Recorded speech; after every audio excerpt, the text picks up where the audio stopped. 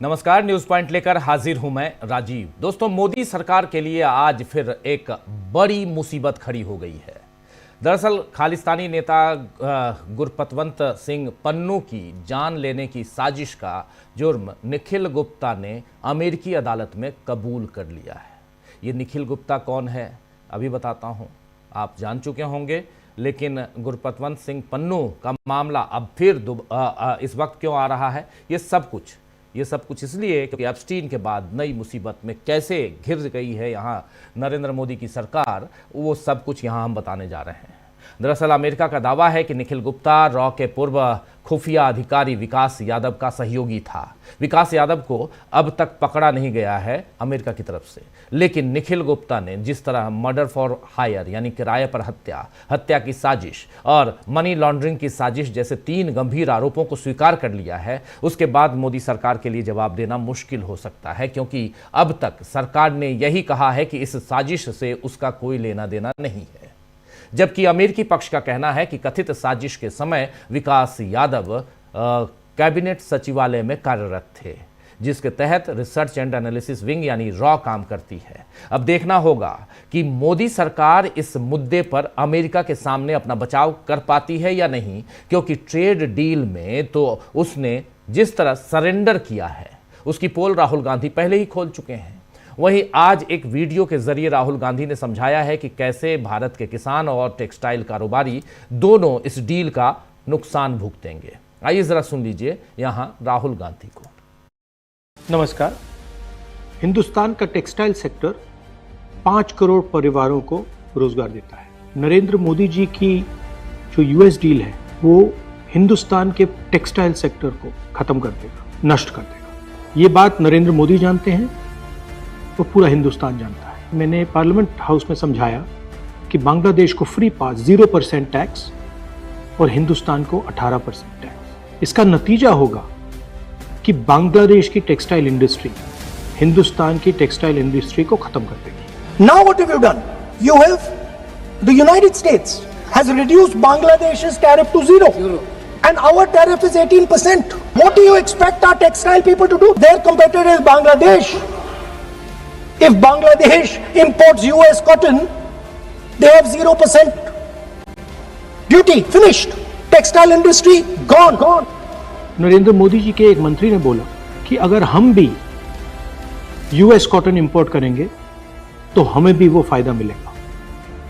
मगर सच्चाई है कि हमारा कॉटन बांग्लादेश जाता है, हमारा कॉटन हिंदुस्तान की टेक्सटाइल मिलों को चलाता है।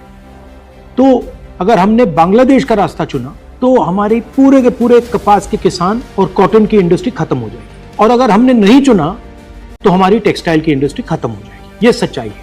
पीयूष गोयल जी झूठ मत बोलिए। इसलिए मैं इसको सरेंडर कहता हूं, क्योंकि ये डील या तो कपास के किसान को मारेगा या टेक्सटाइल इंडस्ट्री को मारेगा या फिर दोनों को उड़ा देगा। इनके मंत्री को यह भी नहीं मालूम कि बांग्लादेश अब हिंदुस्तान से कपास नहीं खरीदेगा और उन्होंने निर्णय ले लिया है कि वो यूएस से कॉटन इंपोर्ट करें। ये है यूएस डील, नरेंद्र मोदी जी की डील की सच्चाई।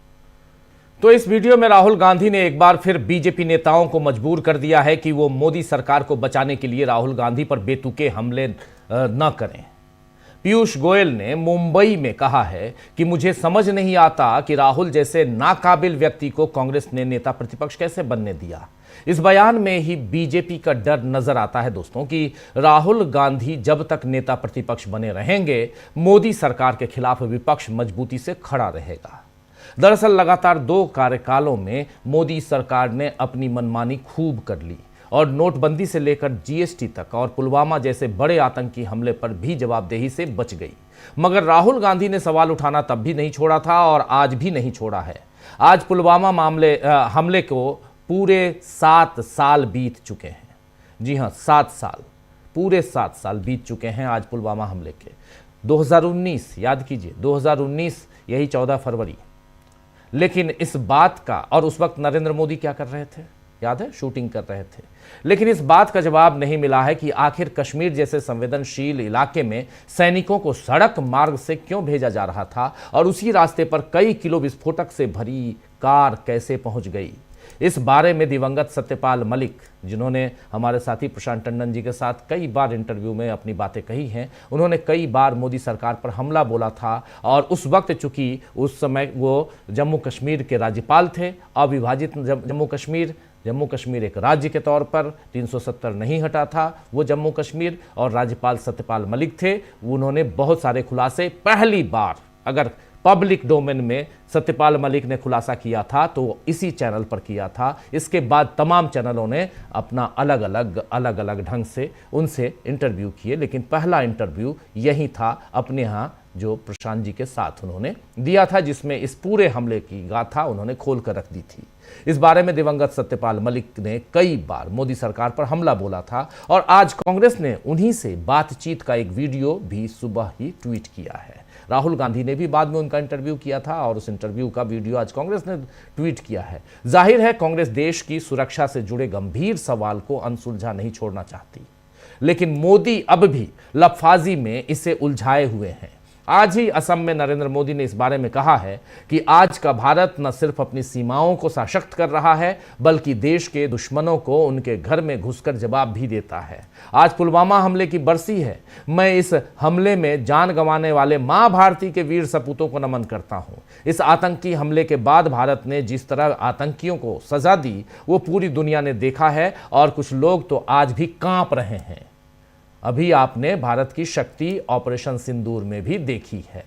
पुलवामा जरा सुन लेते हैं, चलिए नरेंद्र मोदी जी को थोड़ा टॉलरेट कर लीजिए। मैं जानता हूं आप लोग नहीं सुनना चाहते, लेकिन सुन लीजिए। बहुत इंपॉर्टेंट इसलिए है क्योंकि यहां से यह सवाल पूछा जाएगा कि पता नहीं पुलवामा के दोषियों को नरेंद्र मोदी की सरकार ने कब पकड़ा और कौन सी सजा दी है, ये नहीं पता। अगर नहीं है, हमें नहीं पता है, नरेंद्र मोदी की सरकार बता दे जरूर। लेकिन पहले सुनिए। साथियों, आज देश को सिर्फ एक और इमरजेंसी लैंडिंग स्ट्रिप नहीं मिली है, उनके घर में घुसकर जवाब भी देता है। साथियों, आज ही पुलवामा हमले की बरसी है। मैं इस हमले में जान गंवाने वाले मां भारती के वीर सपूतों को नमन करता। इस आतंकी हमले के बाद भारत ने जिस तरह आतंकियों को सजा दी वो पूरी दुनिया ने देखा है, और कुछ लोग तो आज भी कांप रहे हैं। अभी आपने भारत की ये शक्ति ऑपरेशन सिंदूर में भी देखी है। लेकिन साथियों, मैं आपसे जानना चाहता हूं, क्या कभी कांग्रेस से हम देश हित के लिए इतनी हिम्मत के साथ फैसले करने की ताकत थी क्या? वो कर सकते थे क्या? तो सुना दोस्तों आपने, यहां पर कांग्रेस को घेरने के लिए और उसके अलावा पुलवामा और अपनी पीठ थपथपाने के लिए नरेंद्र मोदी जो कुछ कह रहे हैं उसमें कितना सच्चाई है, कितना सच, कितना झूठ, वो आपके सामने है। अगर यहां पे सवाल ये भी है कि पुलवामा की बात कर रहे हैं नरेंद्र मोदी, तो पकड़ा था अगर उन आतंकियों को, तो इस सवाल का जवाब भी दे देते कि विस्फोटकों से भरी हुई कार कैसे लाई गई, किसकी शह पर लाई गई। खैर, उद्घाटन और शिलान्यास के बहाने असम चुनाव के लिए प्रचार करने नरेंद्र मोदी पहुंचे थे आज, और वहां उन्होंने पिछले 12 सालों से विपक्ष में बैठी कांग्रेस पर जितने हमले किए, उससे जाहिर होता है कि पीएम मोदी के पास मुद्दों की घोर कमी हो गई है, या फिर उन्हें देश के हालात की जानकारी ही नहीं है, जो आज भी वो अपने काम बताने की जगह कांग्रेस पर हमला करके अपनी लकीर बड़ी करना चाहते हैं। तो आइए दोस्तों, आज चर्चा करेंगे कि क्या एप्स्टीन के बाद मोदी सरकार एक नई मुसीबत में फंस गई है, जिससे निकलने का रास्ता न मिला तो फिर सरकार के लिए आगे खतरे ही खतरे हैं। इन तमाम मसलों पर चर्चा करते हैं। हमारे साथ कुछ वरिष्ठ साथी जुड़े हुए हैं, उनसे पहले आपका परिचय करवाता हूं और फिर आगे बढ़ते हैं। देखिए, 5 वरिष्ठ साथी हमारे साथ हैं। हमारे साथ अमलेंदु उपाध्याय जी हैं, हमारे साथ प्रशांत टंडन जी हैं, अंशु नेथानी जी हैं, अनिल कुमार रॉय साहब हैं और प्रेम कुमार जी हैं। आप पांचों का स्वागत इस्तकबाल है। स्वागत इस्तकबाल अब तमाम दोस्तों साथी शुभचिंतक आप सबका जो अब तक जुड़ चुके हैं उनका भी, जो जुड़ने वाले हैं उनका भी। प्रेम कुमार जी, सबसे पहले आपके पास आता हूँ। प्रेम कुमार जी, कैसे देखा जाए यहाँ पन्नू से लेकर, यानी अमेरिका और राहुल गांधी तो लगातार अमेरिका के साथ ट्रेड डील पे, एप्स्टीन पे, नरवणे साहब की किताब पे, ये 3 बहुत गंभीर मामला है जिस पे लगातार घेरते रहे हैं। और इन तीनों के बीच 2 मामले और, एक तो अविश्वास प्रस्ताव ओम बिरला साहब के खिलाफ और दूसरा एक इम्पीचमेंट की तैयारी हो रही है ज्ञानेश कुमार गुप्ता जी के खिलाफ, यानी जो सीईसी हैं, चीफ इलेक्शन कमिश्नर हैं, उनके खिलाफ उसकी तैयारी चल रही है। यानी 9 मार्च से जब इस बजट सत्र का दूसरा सेशन शुरू होगा तो फिर और गहमा गहमी बढ़ेगी। लेकिन उससे पहले जो तैयारियां चल रही हैं, जो चीज़ें आ रही हैं विदेशों से, और खासकर निखिल गुप्ता का जो मामला सामने आया है गुरपतवंत सिंह पन्नू के मामले में, उसकी जान लेने की साजिश रचने के मामले में, और इसमें भारत सरकार, विकास यादव, ये सारी बातें अगर जोड़ के देखें तो क्या कुछ दिखाई देता है आपको? क्या सचमुच मुसीबत में है यहाँ मोदी सरकार? शुक्रिया राजीव जी। निश्चित रूप से कुछ बातें जो लगातार हम लोग चिन्हित करते रहे हैं और जिन बातों को राहुल गांधी ने शब्द दिया है वो ग्रिप में लाना, वो ग्रिप में लाने के लिए जो कुछ काम बीते दिनों में होते रहे उनका एक उदाहरण जो है ये निखिल गुप्ता का केस है, सामने है। गुरपतवंत सिंह पन्नू, आप जानते हैं कि हर उस गलत काम के लिए जो भारत में वो खालिस्तानी फोर्सेस और एंटी गवर्नमेंट फोर्सेस के साथ उनका एक्शन रहा है, लेकिन यही पन्नू डोनाल्ड ट्रंप के निमंत्रण पर वहाँ शपथ ग्रहण समारोह में मौजूद रहता है और हमारे प्रधानमंत्री जी को न्योता तक नहीं मिलता है, ये भी बात है।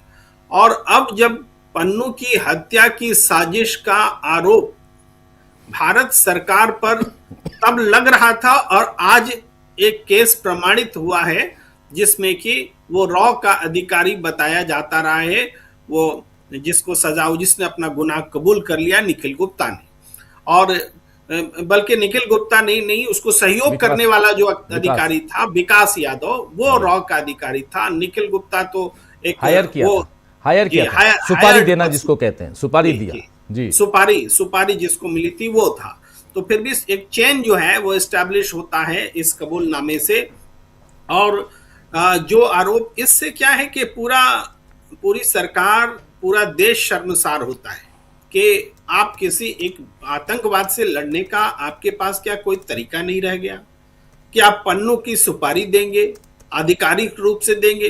तो ये लॉरेंस बिश्नोई गैंग और सरकारी गैंग भी पैदा हो गया क्या? मैं किसी के नाम से ऐसे शब्द लेना नहीं चाहता, लेकिन लॉरेंस बिश्नोई गैंग टाइप से कोई सरकारी गैंग भी पैदा हो गया क्या जो सुपारी का खेल करेगा, देश का नाम बदनाम करेगा? ये बहुत बड़ी चिंता का सबब है। हमें तो फौरी तौर पर मन नहीं करता यकीन करना कि ऐसी खबर पर यकीन किया जाए, लेकिन जब सबूत बन करके अदालती प्रक्रियाओं से होकर के बात आती है तो हमारे पास कोई चारा नहीं रह जाता कि इसे कबूल किया जाए। आप देखेंगे एक घटना घटी थी, लाल किले पर झंडा बदल दिया गया था जी। उस समय किसानों का आंदोलन चल रहा था और कुछ यही आतंकी किस्म के लोगों ने फेसबुक पर ऐलान करके कि हम कल झंडा फहराएंगे और ऐलान करके यह काम किया था। और हमारे देश की सुरक्षा व्यवस्था लाल किला के जो ऐसे मौकों पर 26 जनवरी और 15 अगस्त ये सब मौके पर, मेरे ख्याल से 26 जनवरी का मौका था, ये बहुत सख्त होता है, सुरक्षा कड़ी होती है, वो उसको तोड़ते हुए वो घटना घटी थी और इल्जाम आया आंदोलन पर। लेकिन वक्त ने यह साबित किया कि आंदोलन पर वो इल्जाम गलत था। वो लोग, जिन लोगों ने तिरंगा को बदल दिया, भाई तिरंगा, लाल किले हमारी शान है, जहां तिरंगा फहराता है, वहां झंडा बदलना पूरे देश में अपमान का विषय था।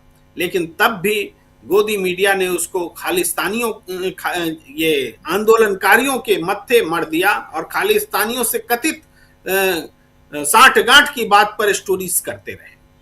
वो गुरपवंत सिंह पन्नू है। ये समझना पड़ेगा भाई, हम सरकार बड़ी है, देश बड़ा है, कि आपको एक आंदोलन को कुचलने का मकसद बड़ा है कि आप पन्नू से उसको जोड़ देंगे और तिरंगा भी बदल देने देंगे, कोई एक्शन नहीं, कोई कार्रवाई नहीं। वो मैं याद दिलाना चाह रहा हूं। अब देखिए, ये जो घटनाएं घटी हैं और इसके समांतर जो कुछ घटनाएं घट रही हैं, उसका दबाव, चाहे एप्स्टीन फाइल्स में हरदीप पुरी बुरी तरह से फंसते नजर आए हैं, दिया कुमारी के नाम है, अनिल अंबानी के नाम है, और भी जो नाम आ रहे हैं, नरेंद्र मोदी के भी नाम है, लेकिन किसके किस रूप में नाम है उस पर अलग से बात हो सकती है। लेकिन जिस व्यक्ति से नाम है, निश्चित रूप से वो आइंस्टीन नहीं है, वो दुनिया का कोई सम्मानित व्यक्ति नहीं है, वो एक काला चेहरा है, काला धंधा करने वाले लोग हैं।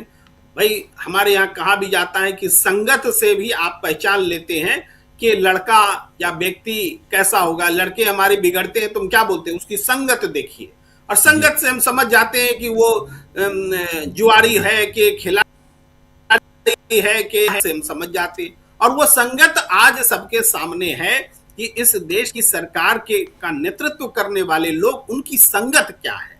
आइंस्टीन नहीं है, उनकी संगत एप्स्टीन है। तो ये साबित हो रहा है।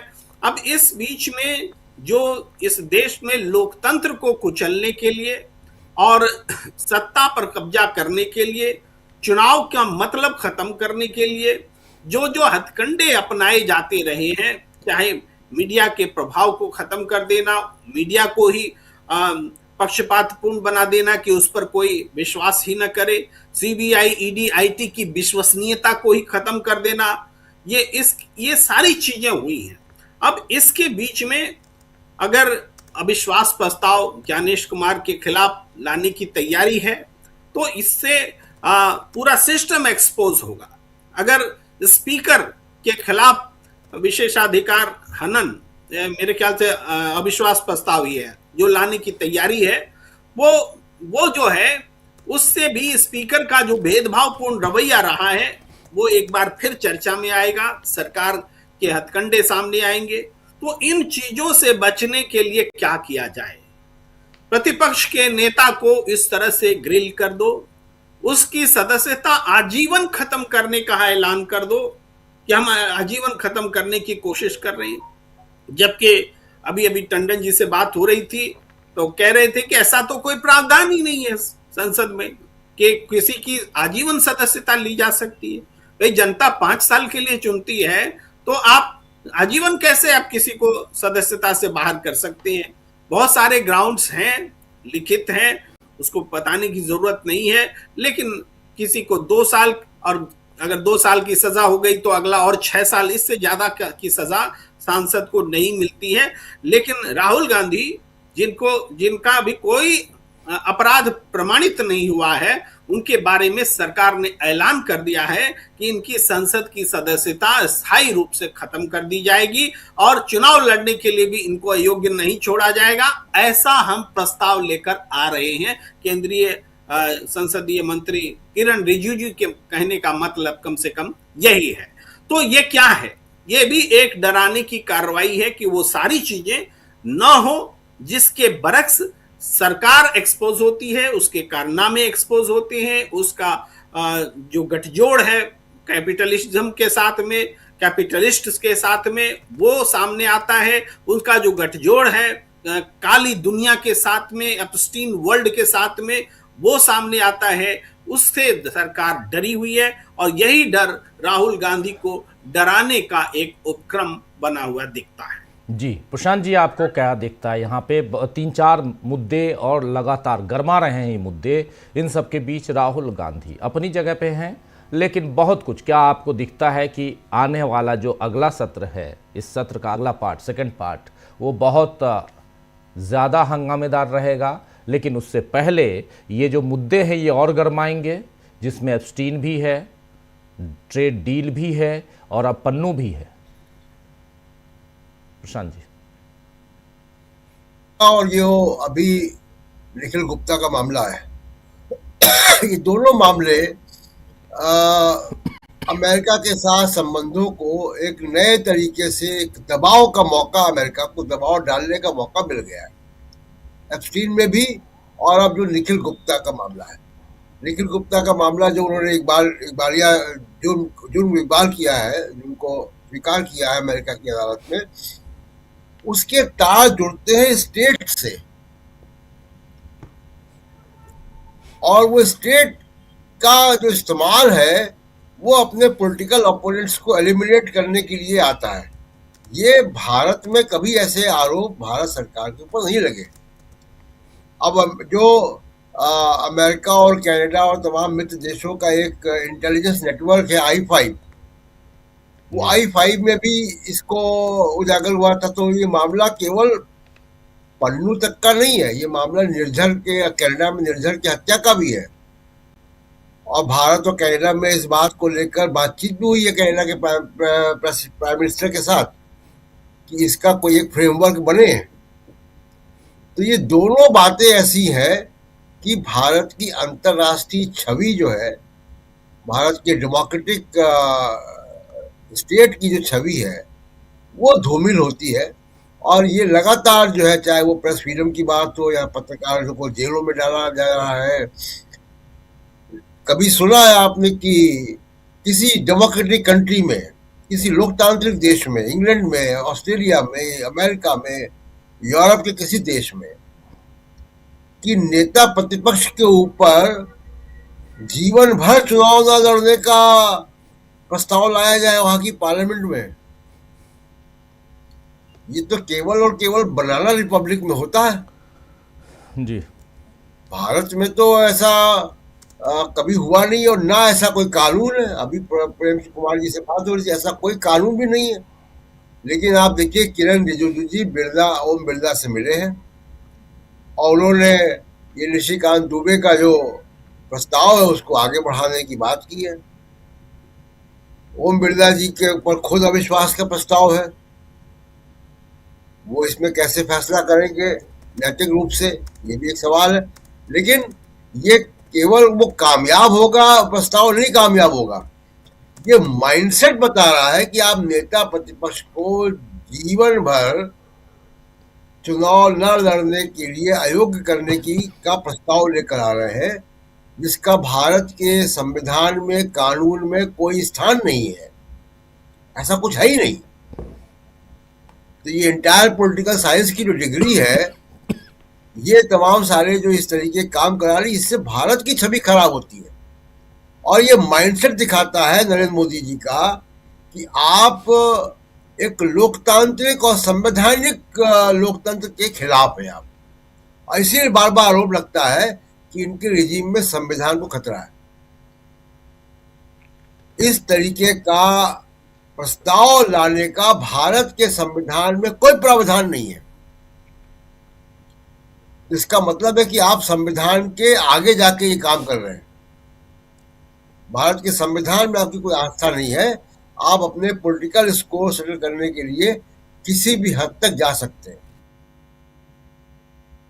और दूसरी बात कि जो अमेरिका के साथ ट्रेड डील की बात तो आपने की शुरुआत में, देखिए कॉटन को लेके हम लोग कई बार बात कर चुके हैं यहाँ पे, और राहुल गांधी भी इस बात को कह रहे हैं कि भारत, बांग्लादेश में कॉटन की पैदावार नहीं है, और भारत कॉटन का इस्तेमाल भी करता है, टेक्सटाइल भी, गारमेंट्स भी, और कॉटन का पैदावार भी है।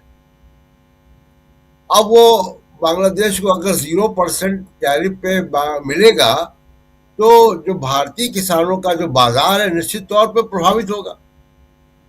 और केवल एक कॉटन का ही मामला नहीं है, कई दृष्टिकोण से हम लोग इस पर कई बार विस्तार चर्चा कर चुके हैं कि कंप्लीट सरेंडर आपने नेशनल इंटरेस्ट का किया है। और एक आखिरी बात जो हरदीप पुरी जी को लेकर है, कल भी हम लोगों ने चर्चा की है। हरदीप पुरी मोदी मीडिया के स्टूडियो में बैठ रहे हैं, उनको प्लेटफॉर्म दिया जा रहा है अपनी बात कहने का, और ग्लोरीफाई किया जा रहा है एक रेपिस्ट को बताया जा रहा है कि जी वो पावर ब्रोकर था,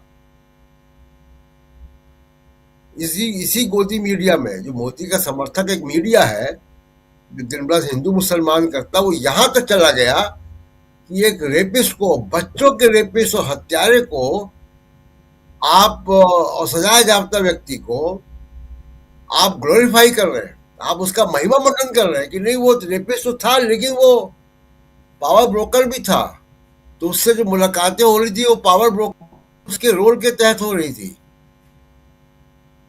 तो ये सब बातें जो है वो ऐसी दिखाई दे रही है आज भी कि कहीं ना कहीं, क्योंकि अभी जो सामने हमारे हैं उसी के बेसिस पे कह सकते हैं, लेकिन जिस तरीके का एप्स्टीन का इंटरेस्ट था भारत के आंतरिक मामलों में, आप वो ईमेल याद कीजिए कि वो नाराजगी जता रहा है भारत में फिलिस्तीन के जो प्रेसिडेंट आए उनके आगमन पर।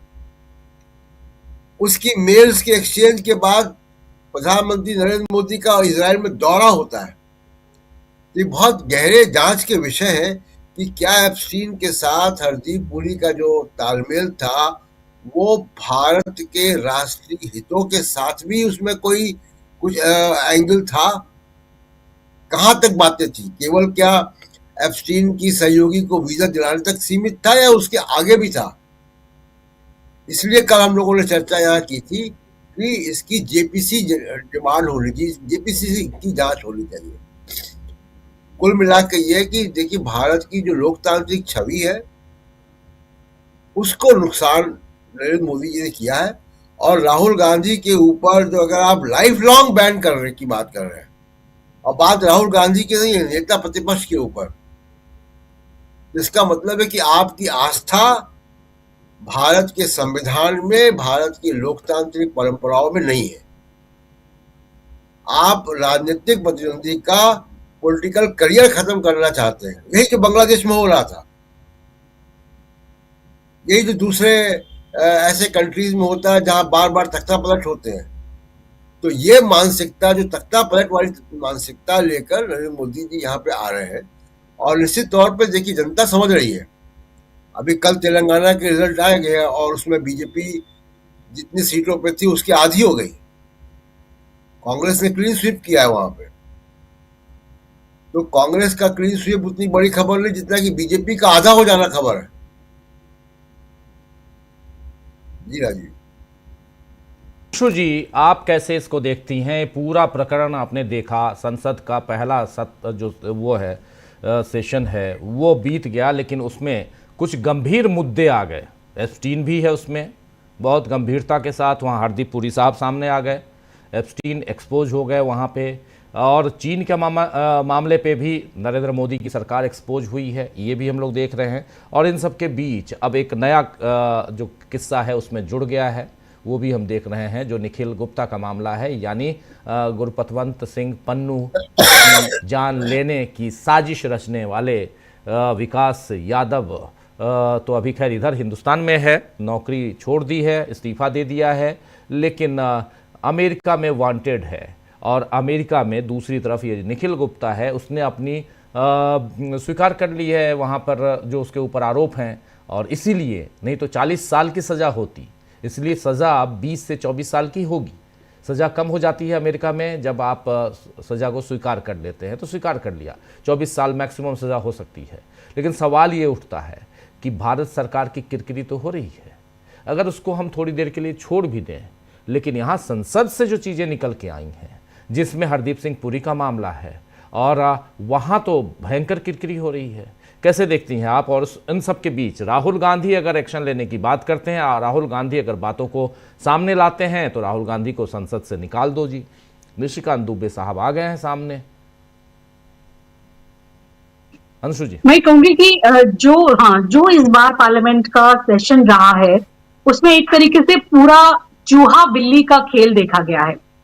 जिस तरह से एक के बाद एक राहुल गांधी इतने सीरियस मुद्दों को सामने लाए और सरकार के पास उनका कोई जवाब नहीं था, और सरकार मुंह छुपाती हुई फिर रही थी, उसके लिए बहाने ढूंढे जा रहे थे, उसके लिए कोई भी तरीका अपनाया जा रहा था। कभी जो है गालीबाज नेताओं को आगे किया जा रहा था, जिसमें निशिकांत दुबे हैं, गिरिराज किशोर हैं, वो तमाम तरह के आरोप लगा रहे हैं और ऐसी ऐसी कार्रवाइयों की बात कर रहे हैं कि जो कभी संसदीय इतिहास में हुई नहीं है, आजीवन बैन लगाने की, चुनाव न लड़ने की, इस तरह की वो बातें कर रहे हैं। तो ये सारा उनकी बौखलाहट को दिखा रहा था। और इसी सब में इस पूरे जो ये सत्र रहा उसमें एक जिसे कहा जाए कॉमेडी ऑफ एरर्स और ट्रेजेडी ऑफ एरर्स, ये दोनों ही नजर आई। राहुल गांधी रोज इंपॉर्टेंट मुद्दों को लाते रहे। जब वो किताब लेकर आए नरवणे की, तो उसको लेकर के इतनी बेचैनी हो गई कि उस किताब को वो ना दे दे कहीं प्रधानमंत्री जी को, इसके लिए झूठ पे झूठ बोला गया और ऐसी मनगढ़ंत बातें रची गई। और जो स्पीकर महोदय हैं उनको यहां तक कहना पड़ा कि कांग्रेस की जो महिलाएं हैं वो हमला कर सकती हैं, तो इसलिए हमने प्रधानमंत्री जी को कहा कि आप सदन में मत आइएगा। तो इस तरह की बातें हुई। फिर जब किताब को लेकर इतने इतने प्रेशर बनाए गए कि जो बेचारे प्रकाशक को भी कई तरह के बयान देने पड़े, अपने ट्वीट बदलने पड़े, लेकिन इसका मगर असर क्या हुआ, पूरे देश भर ने जान लिया कि उस किताब में क्या था और उसमें सुरक्षा से जुड़ी कितनी बड़ी बात थी। तो जो राहुल गांधी कहना चाहते थे वो उसमें पूरी तरह से सफल रहे। इन्होंने चाहे कितना भी रोकने की कोशिश की, तो जो एक पूरा एजेंडा था, जो एक पूरा नैरेटिव था और देश को सच्चाई बताने का, जो सच्चाई ये सरकार छुपा रही थी, वो राहुल गांधी ने और विपक्ष ने पूरी तरह पूरी कामयाबी के साथ उस काम को किया। इन्होंने तो जो करना था किया। 8 जो सदस्य थे कांग्रेस के उनको निलंबित कर दिया, महिला सांसदों के ऊपर अनर्गल आरोप लगाए और निशिकांत दुबे, गिरिराज किशोर जैसे नेता तमाम आरोप लगाते रहे, इस तरह की बातें बोलते रहे। ये सारी चीजें हुई, लेकिन राहुल गांधी कामयाब रहे जनता को ये बताने में संसद के माध्यम से। एप्स्टीन फाइल के मुद्दे को भी वो लेकर आए। बार बार बोलने के लिए मना किया गया उनको, जब वो जिक्र करने की कोशिश करते थे रोक दिया जाता था उनको। और कितना शोर शराबा हंगामा हुआ। अनिल अंबानी का नाम लिया राहुल गांधी ने, तो पूरा जो ट्रेजरी बेंचेस ऐसे खड़ा हो गया, क्या बीजेपी के सदस्य हैं अनिल अंबानी? उनके ऊपर तो फ्रॉड का आरोप है, बैंकों का पैसा लेकर उन्होंने पूरा इतना किया है। तो आप अनिल अंबानी क्या आपकी बीजेपी में शामिल हो गए कि जिसको बचाने के लिए आप खड़े हो गए? और हरदीप पुरी जो मंत्री है उनका जिस तरह से मामला आया, तो वो तो पूरा देश देख रहा है कि कितने शर्मनाक तरीके से उसको डिफेंड किया जा रहा है। गोदी मीडिया, एक कहा जाए कि इतना जघन्य अपराध करने वाले रेपिस्ट और बच्चों के साथ, छोटे बच्चों के साथ इस तरह यौन अपराध के कुकृत्य करने वाले व्यक्ति के साथ सरकार के एक मंत्री के मिलने को और उसके साथ इतनी देश की नीतियां शेयर करने को, उन्होंने जब डिजिटल इंडिया की बात कर रहे हैं जो कि देश में भी पहले चर्चा नहीं हुई है, और ये सारी बातें कर रहे हैं, और वहां से उनके ऊपर एक तरीके से ये तय हो रहा है कि भारत को अब कैसे आगे बढ़ना है एक इतना जघन्य अपराधी के साथ। और ये सारी चीजें पब्लिक डोमेन में है और ये कोई ऐसी चीज नहीं है, ये अमेरिका के जस्टिस विभाग के, उनकी सरकार के ये डॉक्यूमेंट्स में सामने आ रहा है। और इन डॉक्यूमेंट्स के ही आधार पर 7 देशों के बड़े बड़े लोग जो है वो इस्तीफे दे चुके हैं। आज ही मैं देख रही थी कि कई लोग इस तरह की बातें भी कर रहे थे डिफेंड करने के लिए। वो तो गोदी मीडिया ने तो जो किया ही सो किया, वो सबको ही जानता है कि ये कहा जा रहा था कि क्या केवल नाम आ जाने से तो ये मतलब नहीं है कि वो किसी तरह के अपराध में शामिल हो गए। अरे इतने बड़े अपराधी से, दलाल से आप क्यों मिल रहे थे? सरकार के पास काम करने का क्या कोई और तरीका नहीं है क्या? और कुछ उनके पास जो उनके वहां राजनयिक मंत्री या और जो तरीके होते हैं उनको छोड़ करके आप ऐसे अपराधी जिसके ऊपर अपराध साबित हो गया, जिसको सजा हो गई और इतने घृणित कार्यों में आप उसके साथ आप सरकारी इस तरीके की बातें कर रहे हैं और चीजों को शेयर कर रहे हैं। तो राहुल गांधी ने तो पूरा एक बखिया उधेड़ा और बहुत अच्छे नैरेटिव के साथ, जो जैसे उन्होंने मार्शल आर्ट के बताया कि क्या कैसे होता है और कैसे किस तरह से हमारी सरकार की और हमारे जो मुखिया की एक तरह से गर्दन फंसी हुई है। जब उन्होंने ग्रिप की बात की और जब उन्होंने बात की कि कैसे वो पूरी तरह से फंस गए हैं और उसके बाद उन्होंने टैप करके अपने आप को सरेंडर कर दिया। और ट्रेड डील में वही हुआ क्योंकि वो दबाव था ये सारी चीजों का जो एप्स्टीन फाइल के खुलासे में हो सकता था या बहुत सारी चीजें आ सकती थी, और इन्हीं तमाम दबावों के चलते शायद ये ट्रेड डील की गई जिसमें भारत के मतलब तमाम हितों के साथ समझौता किया गया। जो हमारे किसान हैं उनको पूरी तरीके से समझौते के तहत खत्म करने की कोशिश की गई है। एक तरीके की बिल्कुल सही बात उन्होंने ये उठाई कि टेक्सटाइल इंडस्ट्री और कपास के किसान तो अगर ये चीज डील होती है तो पूरी तरह से खत्म हो जाएंगे। आप देखिए बांग्लादेश जो है वो इस डील के तहत 0% टैरिफ पर वो कह रहे हैं कि अमेरिका हम से कपास खरीदे और उनको वो बना के बेचे कपड़े, तो 0% टैरिफ लगेगा। और उन्होंने तो निर्णय भी ले लिया है। ये हमारे देश में नहीं बताया जा रहा है, इसको छुपाया जा रहा है। और जब राहुल गांधी ने सवाल उठाया तो उन्होंने ये कहा कि अगर हम उनसे लेते हैं कपास तो हम 0% पर उनको कपड़े भी दे पाएंगे। यानी अगर हम अमेरिका से कपास लेते हैं तो हमारे किसान क्या करेंगे? और अब तो बांग्लादेश ने भी कह दिया है कि हम आपसे कपास नहीं लेंगे, अमेरिका से लेंगे। और $बिलियन का ट्रेड होता था, और भी कई तरह के ट्रेड होते थे। हमने बांग्लादेश के साथ ये सारी चीजों को खत्म करके अपने आर्थिक हितों को नुकसान पहुंचाया, अपने किसानों को नुकसान पहुंचाया है। इसकी भरपाई कौन करेगा? आप बताइए, जो हम इस पर राजी हो गए कि $500 बिलियन का हम माल खरीदेंगे, क्या खरीदेंगे, क्या मजबूर करेंगे हम अपने देशवासियों को खरीदने के लिए कि वो सब कुछ खरीदे? मतलब उनके कपड़े खरीदे, उनके सेब खरीदे, फसल खरीदे, मक्का खरीदे, मतलब जो हमारे देश में पैदा हो सकता है, जो हमारे किसान कर रहे हैं, डेयरी उत्पाद खरीदे, ये सारी चीजें खरीदे। यानी कि हम अपने किसानों को खत्म करके, वो तो उस कंपटीशन में नहीं आ पाएंगे जब इस तरह से खुला व्यापार हो जाएगा। और $500 बिलियन का आपको लेना है तो सब डंपिंग यार्ड, पूरा डंप होगा भारत में, और हमारे देश के लोग मजबूर होंगे अपने देश के प्रोडक्ट को छोड़कर अमेरिका का प्रोडक्ट लेने के लिए। और उसकी कोई गारंटी नहीं है कि उनका प्रोडक्ट कितना क्वालिटी वाला होगा। ये पहले भी कई बार देखा गया है कि थर्ड वर्ल्ड कंट्रीज को या भारत जैसे देशों को कितना दोयम दर्जे का और किस तरीके का सामान यहाँ पर भेजा जाता है अमेरिका या और दूसरे देशों के द्वारा, तो उनको कुछ समझा ही नहीं जाता है। और ट्रेड डील में जिस तरह से अपमान हुआ, जिस तरह से चीजें हुई है, तो साफ साफ इसको पूरा बता दिया राहुल गांधी ने कि कैसे वो ग्रिप में आए और कैसे वो उनकी गर्दन पकड़ी गई और उसके बाद एक तरह से पूरा सरेंडर कर दिया गया। तो हम हर चीज में, अब विदेश नीति आज जो कहें सबसे बुरे दौर में गुजर रही है, आपने ये बताया, ये पन्नू वाला मामला, ये किसी भी चीज में सही चीजें नहीं हो पा रही हैं। और ये जो आज, हालांकि बाद में हम इस पर आए, प्रधानमंत्री जिस तरह आज असम में तमाम चीजों को बातें कर रहे थे, पुलवामा को लेकर वो श्रेय ले रहे थे, अपनी सभी बातों को लेकर श्रेय ले रहे थे, लेकिन वो अभी तक उसकी जांच नहीं हुई, खुलासा नहीं हुआ है, वो इस बात को नहीं कह पा रहे हैं। और केवल एक कहा जाए कि लोगों के आगे वोट लेने के लिए एक झूठा हवाई किला बनाया जाता है, झूठ को परोसा जाता है, रोज बरोज एक झूठ को बेचा जाता है। और कांग्रेस का इतना बड़ा उनको खौफ है, मैं तो कहूंगी कि उन्होंने ही कांग्रेस को एक तरह से कहा जाए कि भारतीय राजनीति के एकदम केंद्र में ला दिया है। क्योंकि आज अगर आपने सुना होगा प्रधानमंत्री जी का भाषण, तो कांग्रेस कांग्रेस कांग्रेस ये न जाने शब्द कितनी बार आया होगा अगर उसको गिन लिया जाए तो।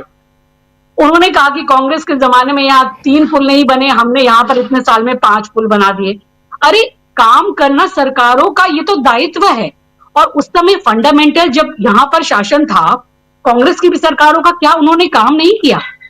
इतने सारे काम है लेकिन उनको गिनाया नहीं जाता, वो फंडामेंटली उन्होंने किया। मैं आपको ये बताना चाहूंगी कि उस समय जो अगर फाउंडेशनल वर्क है, ये जरूर जाने, क्योंकि गोदी मीडिया कभी बताएगा नहीं। Guwahati IIT, Tezpur university, Assam university, ये सब कुछ असम अकॉर्ड के समय में ये एस्टैब्लिश हो चुके थे असम में, और ये कह रहे हैं कि कांग्रेस के समय में कोई काम ही नहीं हुआ। यानी जो कुछ हुआ 2014 के बाद हुआ या इनके असम शासन में आया, इनकी सरकार तब हुई। और कैसे आती है इनकी सरकार, सबको पता है कि कैसे ये पोचिंग करके और कैसे ये दूसरे दलों को तोड़ करके लाते हैं। और सिर्फ यही नहीं, मैं आपको बताऊंगी कि कितनी स्टेट यूनिवर्सिटी बनी, कॉटन यूनिवर्सिटी बनी, बोडोलैंड यूनिवर्सिटी बनी, Kumar Bhaskar Verma Sanskrit and ancient studies university बनी, के हदीक स्टेट ओपन यूनिवर्सिटी बनी, असम वुमेन्स यूनिवर्सिटी बनी, मेडिकल कॉलेज। ये कह रहे थे कि कोई एम्स नहीं बन पाए, हमने यहाँ पर आए तो चीजों को बनाया। ये जानना दर्शकों को बहुत जरूरी है कि कांग्रेस के समय में कितना काम हुआ। जोरहाट मेडिकल कॉलेज बना, फखरुद्दीन अली अहमद मेडिकल कॉलेज बना और तेजपुर मेडिकल कॉलेज बना, और ऐसे ही कई इंडस्ट्रियल को लेकर भी कुछ काम हुए। यानी हमेशा नकारा बताना कांग्रेस को, ये ही केवल इनका काम रह गया है। और अपने छोटे छोटे कामों को इन्होंने इसको अपनी उपलब्धि बताया कि हमने इतने समय में 125 से ज्यादा नॉर्थ ईस्ट के लोगों को पद्म पुरस्कार दे दिए। बहुत अच्छा किया आपने, सम्मान किया। सम्मान की बात है, आपको करना चाहिए, लेकिन साथ ही आपको ये बताना पड़ेगा कि आपने यहाँ कितने रोजगार दिए, कितने लोगों को व्यवसाय दिया, पर कैपिटा इनकम कितनी बढ़ी, यहाँ पर शिक्षा के लिए आपने क्या कार्य किया, ये सब बातें भी बताना बहुत ज्यादा जरूरी है। ठीक है, आप और सारी चीजों का आप कह सकते हैं कि हमने इसको जोड़ने की कोशिश की। और एक जो बड़ा ही एक अजीब सा आरोप लगाया इन्होंने कहा कि कांग्रेस ने हमेशा नॉर्थ ईस्ट में और असम में विभाजनकारी नीति चली और यहाँ पर एक अशांति को जन्म दिया और तोड़फोड़ में वो ज्यादा उनका ध्यान रहा। लेकिन इनको ये सोचना चाहिए कि जो इनके खुद के मुख्यमंत्री हैं, एक मुख्यमंत्री होकर एक संवैधानिक पद पर बैठकर एक मुख्यमंत्री का क्या काम होता है, पूरे देश पूरे राज्य की जनता को समान दृष्टि से देखना। और वो सार्वजनिक तौर पर रैलियों में वो ये कह रहे हैं कि मियाँ लोगों को तंग करो, इनको परेशान करो, रिक्शा वाला अगर 5 रुपए मांगता है तो 4 रुपए दो, उसे परेशान कर दो, 5 लाख इन मियाँ का वोट कटवाया जाएगा। और कितना मतलब विभत्स एक मुख्यमंत्री हैं वो, और उनकी कोई कार्रवाई नहीं होती, कोई सवाल नहीं होता। वो ऐसे वीडियो जारी करते हैं कि वो बंदूक तान रहे हैं और सामने निशाने पे अल्पसंख्यक समुदाय है, मुस्लिम है, टोपी लगाए हुए शख्स है। ये तो शर्मनाक है। पूरे इंटरनेशनल एक वर्ल्ड मीडिया में, एक पूरे दुनिया में ये क्या संदेश देते हैं। और आप बात करते हैं कि कांग्रेस ने विभाजनकारी नीति की। कांग्रेस ने तो वहां शांति लाने के बहुत प्रयास किए, वहां पर बहुत विकास किया और वो फंडामेंटल एक बेस बनाकर दिया। आपने 10 साल में क्या किया, आप उसको बताइए। आप कांग्रेस की यहाँ पे जातमाला मत कीजिए, लेकिन क्या करें, वो उसी से ऑक्सीजन लेते हैं। अगर वो कांग्रेस का नाम नहीं लेंगे तो उन्हें पता है कि उनको ऑक्सीजन प्राप्त नहीं होगी जिससे उनकी राजनीति चलती है। तो कांग्रेस को कोसने से ही ये राजनीति चल रही है। लेकिन देश ये जानना चाहता है आपके 12 सालों में क्या हुआ, आपके 10 सालों के शासन में क्या हुआ। तो इस तरह से बरगलाइए मत और सही मुद्दों को, सही बातों को सामने लाइए, जवाब दीजिए, भागिए मत, संसद से मत भागिए और इन मुद्दों से मत भागिए। क्योंकि राहुल गांधी तो जाहिर तौर पर इन सभी मुद्दों को ले आए हैं और पूरी तरीके से हमने देखा कि कैसे जो है वो उनके मंत्री थे अश्विनी वैष्णव और दूसरे मंत्री जब वो बात कर रहे थे राहुल गांधी को लेकर के प्रेस के सामने अजीब तरीके के नाप शनाप बातें कर रहे थे, उन्होंने कहा आइए सामने ही बात कर लेते हैं। और वो किस तरह से मुंह छुपा के भागते फिरे, यानी कि जो थे प्रहलाद जोशी और ये अश्विनी वैष्णव, तो हिम्मत नहीं है उनके पास। राहुल गांधी तो कहते हैं कि मैं तो किसी भी फोरम पे डिबेट करने के लिए तैयार हूं, आप आइए। क्योंकि वो तथ्यों के साथ, फैक्ट्स के साथ, फिगर्स के साथ वो बात करते हैं कि आप ट्रेड डील के तहत देश के हितों को कितना बड़ा नुकसान पहुंचा रहे हैं। और जो नरवणे जी की किताब में है उसके हिसाब से बात ये अलग विषय है कि प्रकाशित हुई कि नहीं हुई, लेकिन मैगजीन में उसके अंश छपे हैं और नरवणे जी ने इससे इनकार नहीं किया कि वो नहीं है उस किताब में। ये केवल बात हुई है कि वो अभी लोगों के हाथ तक कॉपी नहीं आ पाई या प्रकाशन की कुछ चीजें हैं, लेकिन किताब का जो कंटेंट है वो तो सही है। आप बताएंगे ना कि सुरक्षा को लेकर जवाबदेही किसकी थी। आपको इस लोकतंत्र में किताबों से डर लगता है, पत्रकारों की सच्चाई बोलने से डर लगता है, आप उनको जेल भिजवा देते हैं। आप जो एप्स्टीन फाइल जैसे घृणित जो है उनके फाइल्स में आपके मंत्रियों का और आप लोगों का नाम आता है तो उनको डिफेंड किया जाता है, कोई जवाबदेही तय नहीं होती। एक भी दिन इस मंत्री को, इन मंत्री को तो बने रहने का हक नहीं है, लेकिन ये जवाब नहीं देंगे, जनता को जवाब चाहिए, यही कहना है। जी जी जी, बिल्कुल बिल्कुल। अनिल कुमार रॉय साहब, जरा आपसे समझना चाहता हूं कि ये मुद्दे, जिन मुद्दों को इस पहले सेशन में राहुल गांधी, बजट सेशन के पहले पड़ाव में राहुल गांधी लेकर आए हैं, वो मुद्दे कहां तक जा सकते हैं और इन सब के बीच राहुल गांधी को ही बाहर निकालने की जो तैयारी चल रही है, कितनी उसमें सफलता मिल सकती है विपक्ष को, सत्ता पक्ष को? यह बात तो, धन्यवाद, यह बात तो होगी ही नहीं कि राहुल गांधी को या कांग्रेस को जिस तरह की बात कही जा रही है कि बाहर ही कर दिया जाए, यह संभव नहीं है। उसके कई सारे कारण हैं, लेकिन सत्ता में आने के बाद के समय से ही या उसके पहले से ही कांग्रेस लगातार भाजपा लगातार कांग्रेस मुक्त भारत, उसके कहने का असली उद्देश्य था कि विपक्ष मुक्त भारत का नारा लगाती रही है। यह उसकी उस मनोवृत्ति को सूचित करता है कि वह एकाधिकार, एक तंत्र इस देश में स्थापित करने की कोशिश कर रही है, इस दिशा में चल रही है। और यह बात उसने कांग्रेस मुक्त भारत या विपक्ष मुक्त भारत का नाम तो कभी नहीं दिया, कि कांग्रेस मुक्त भारत की जो बात उसने की है, कि उसके जो अवयव है, उसकी जो कोशिशें हैं, वह आप अनेक प्रकार से आप देख रहे हैं। जैसे SIR जिस तरह हो रहा है, जिस तरह जीतन राम मांझी ने बिहार में कहा, वह सारे लोगों को जानना चाहिए। बहुत सारे लोग जानते होंगे, मैं इस बात को फिर दोहरा देना चाहता हूँ, यह बात जनता के बीच जानी चाहिए। जीतन राम मांझी जी ने कहा कि एक टेकारी विधानसभा है गया में, कि वहां के पूर्व विधायक हार गए इस बार, तो उन्होंने आम सभा में कहा, पब्लिक मीटिंग में यह बयान दिया कि पिछली बार वे 27 हजार से हार रहे थे, तो हमने उनको जितवा दिया, और इस बार 16 हजार से ही हार गए, लेकिन हमको फोन नहीं किया इसलिए हार गए। इसका मतलब जीतन राम मांझी भारतीय राजनीति के बहुत बड़े चेहरे नहीं है, इतने प्रभावशाली चेहरे नहीं है कि जीत हार को प्रभावित कर सके। लेकिन जब जीतन राम मांझी जैसा आदमी, जो दूसरी पार्टी के पीछे पीछे लग करके अपने अस्तित्व को बचाते रहते हैं, कि जीतन राम मांझी जैसा आदमी जब राजनीति को, जीत हार को प्रभावित कर रहा है, तो गृह मंत्री जब बैठ करके कैमरा बंद करके जब कर रहे होंगे, तो किस तरह स्थिति हो गई है कि भारतीय राजनीति की, कि अब जो एक तंत्र है उसकी दिशा के जो स्क्रू होते हैं, वो सारे स्क्रू कसे जाने लगे हैं, वे सारे नट कसे जाने लगे हैं। इसीलिए ममता बनर्जी ने ज्ञानेश कुमार पर महाभियोग की बात की है, कि उनके खिलाफ बात की है।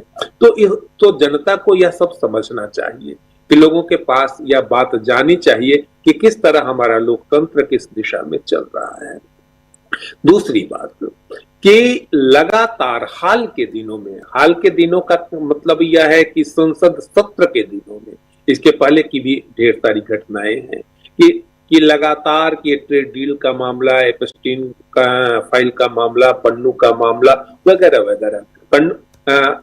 लगातार चल रहा है।